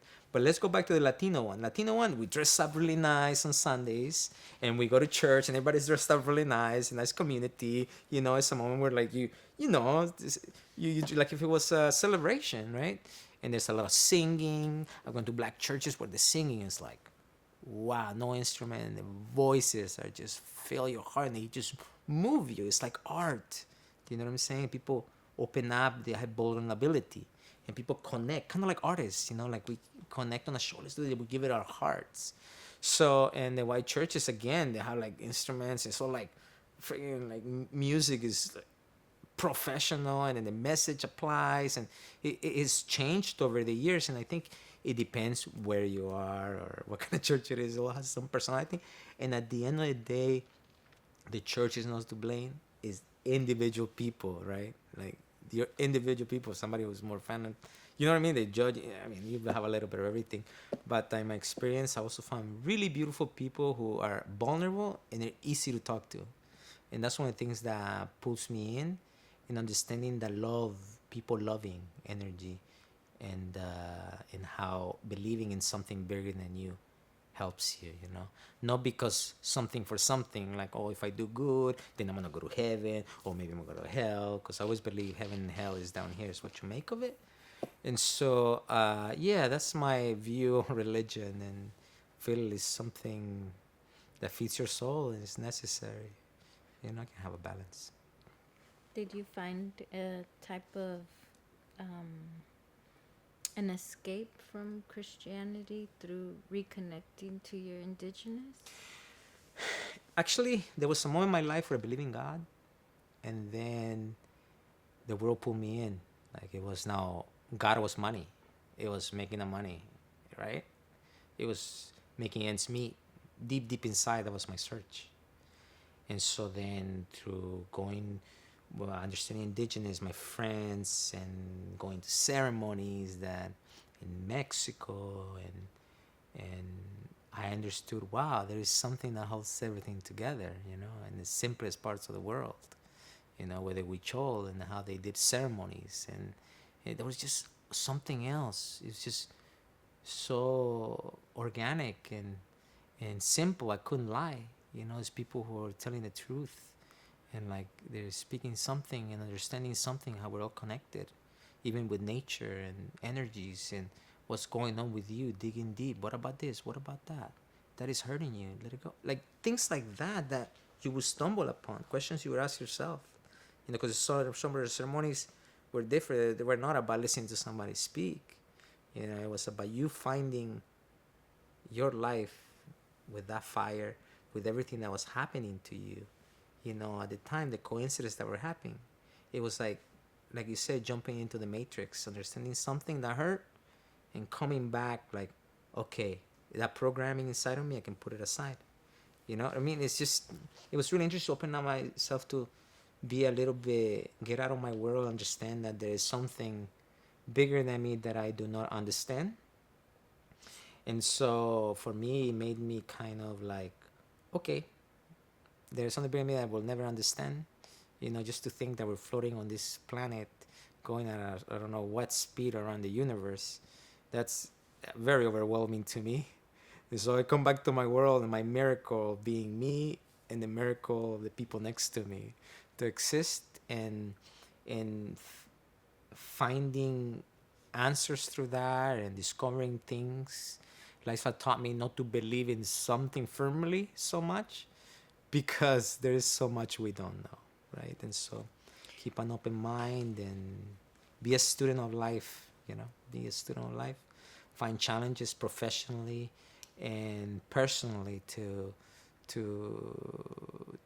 understand, and not to shy away. For instance, this presentation is like, I'm like, that makes me afraid. Like coming here, I was like, oh, okay, I'm gonna have to open up. But what is gonna happen? I don't know. But those are the challenges that as human beings we need to confront. Being in front of the lens, or being behind the lens, or, you know, being a leader in your community, or somebody who supports, a supporting role.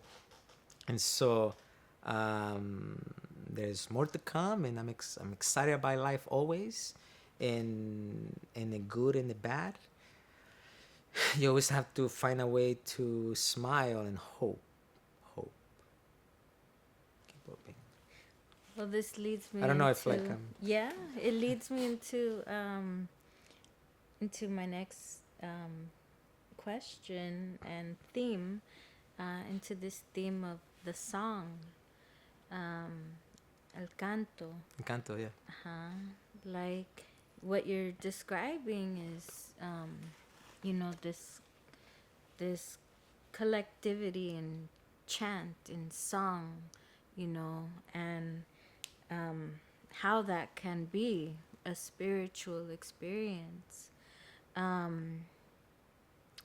do you see this as, what are the fine lines between a spiritual experience through the song and that being communicated through,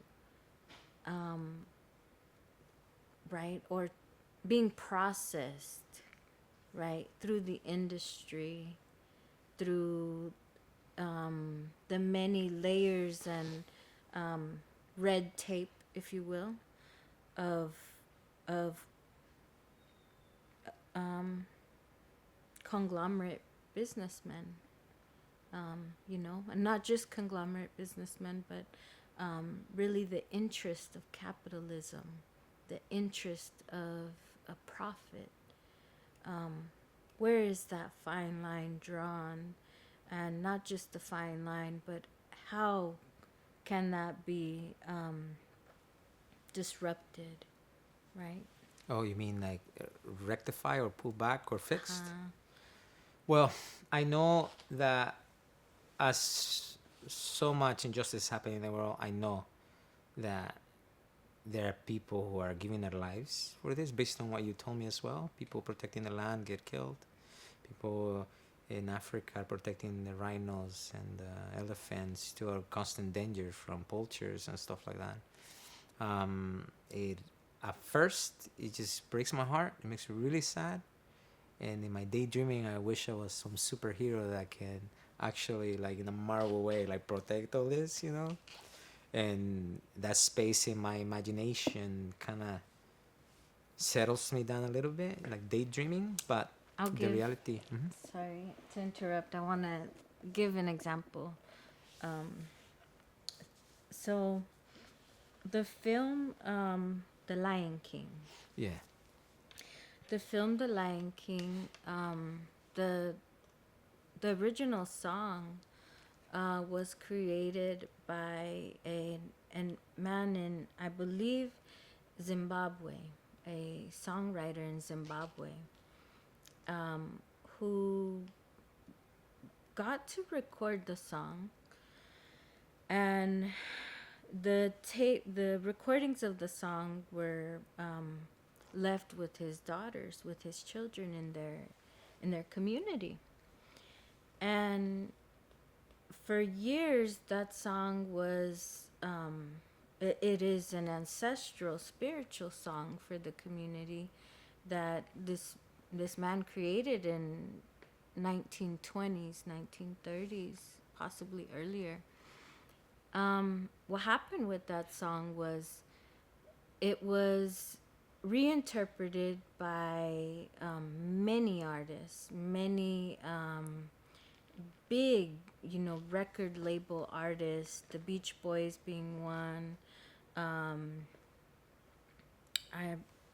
I want to say the Monkees, but I may be incorrect on that. And later, right in the 90s, picked up by Disney. It was picked up and basically appropriated, to depict, right, the African safari.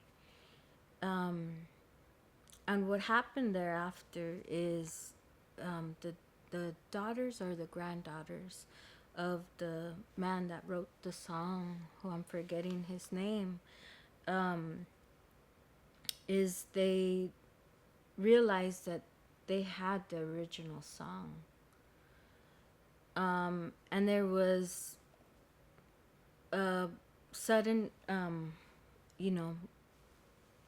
community meetings to figure out how this was going to be handled, right? And the rights to that song. So a litigation took place.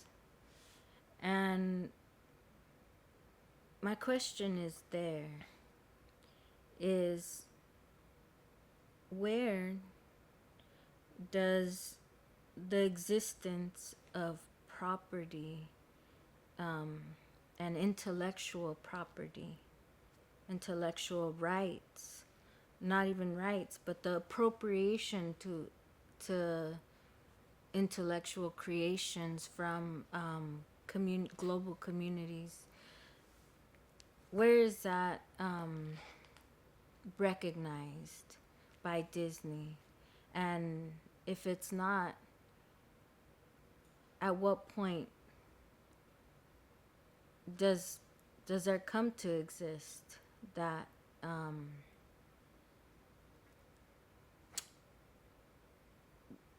reparation? You know, I I do not, based on what you're listening from what you're saying, I do not have. This is the first time I hear this.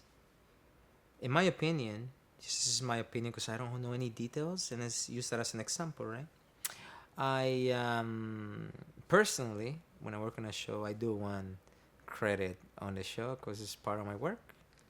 And at the same time, there's been times where I don't get credit on some shows because I'm doing development on it, so I don't get credited for it, but I'm helping out. And a little part of me is like, oh, I don't get credit, but a bigger part of me is like, wow, my work gets to be seen by a lot of people. So it feels like I got deflate myself a little bit, and I see like try to see the positive side of it. And there was a show I worked on that I really was really proud of that is coming out, and I didn't get credit for it. And just recently, the creator got back to me and said, he's like, "Oh, I want you to be on this panel with me for this show." And I was like, I saw the bigger picture, you know. Yeah, my name is on it, you know, and but I still get to be part of it, like I'm counted, and that feels really good. But the story that you tell me, you're saying that there was no reparation, there was reparation. There was no real reparation. The song name is Awimowe. Mm-hmm. Awimowe, yeah, that's such a good. And Well, all I can say is thank you to the family and that guy because that he was part of like a cartoon that changed my life. I knew then that I wanted to be an animator even more than I did when I was a kid watching Lion King.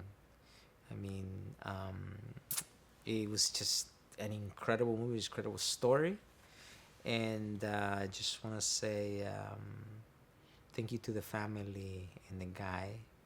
And I'm glad these stories are being told where it comes from. So there is recognition for these artists, you know, and I'm sure that just like him, there's a lot of artists working from every corner of the world being part of this, you know, the bigger picture.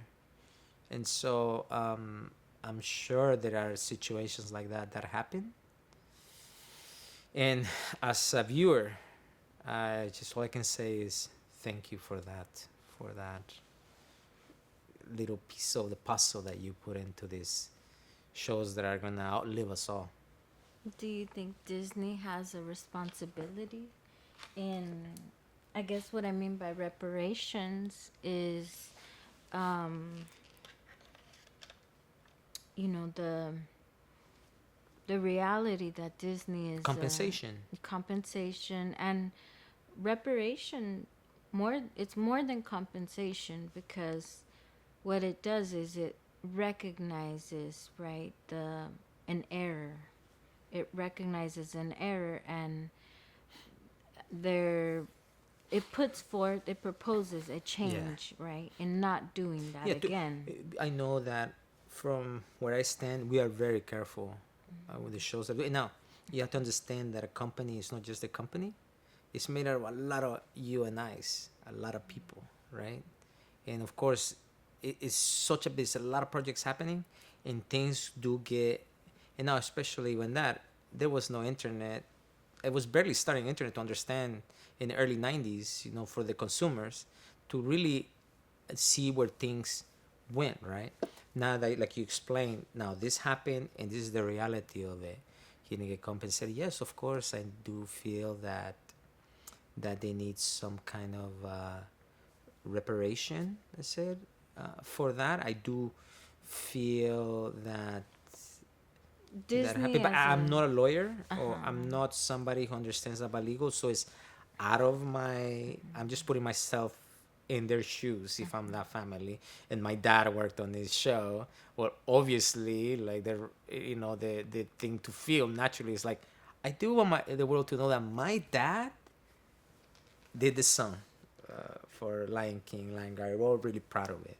Of course I would want that as a human being if I put myself in their shoes, you know. But as far as to speak for the company on details and stuff like that, I simply don't know, because there's so many things. But going forward now with the resources that we have, we are very careful about. One example was, I remember drawing a kimono on a character, and I drew the knot kind of like in the wrong way, and we have a specialist to give us note on it. Say, no, it goes on the other side because it means this and it means all these things. So we're all getting educated as we go, which things that happen for Lion King, I don't believe we had the power or resources to.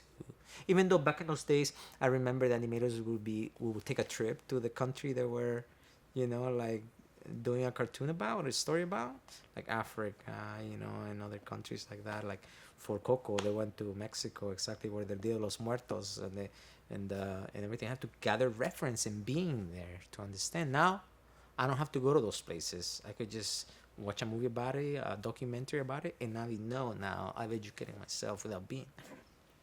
But I understand things like that happen, and all I can say is thank you to him. Thank you for sharing that with me. I had no idea. Yeah, it it really makes one think, you know, the power and the resources, as you said, that a company like many companies really have. You know, they're companies, billion-dollar corporations, which sometimes gross out what even a national domestic economy produces, you know. So if we think of Disney as a country, Disney can be its own country with domestic gross product, domestic, yeah. And there is where there is this discrepancy, right, of cultural and ancestral knowledge that has existed for millennia, and you know, the rise of capitalism, right, the outright imposition of capitalism across the globe. Where's that line of knowledge, right? Cultural, community, ancestral knowledge, and a mega, multi-million dollar, billion-dollar corporation that can buy out any of these, any country, the island, country, land they would like. There's, I guess, where I was leading to, and what does reparations mean? What is reparations from, you know, the elite, the elite that continue to dominate the cultural scene, the knowledge produced. We can think of it as land that exists, and we can also think of it as oral oral history that has been passed down. So that I think we're gonna close it there. And if you would like to leave any last comments about any of your trajectory or closing thoughts. I wanna, we see. I like to say now, this is for the people who will listen in the future to this, and a lot of people often ask me, "How did you do it? What is the formula? What is the blueprint to this?" And I just want to say to all those people that are come behind me with new, fresh ideas, with dreams, the dreams do come true. And for me, what worked, it was trusting people that were ahead of me and taking advice from people that had more experience than I did, and trusting that to follow those steps, there's going to be opportunities that rise right in front of you. And you have to be, even though you're scared, you have to take a leap of faith, and you have to have that. Life seems to be like you're a warrior, battling different little things, little and small. And one of the biggest ones I found is battling myself into believing that, yes, like a little kid, I want to do this, I'm going to do this.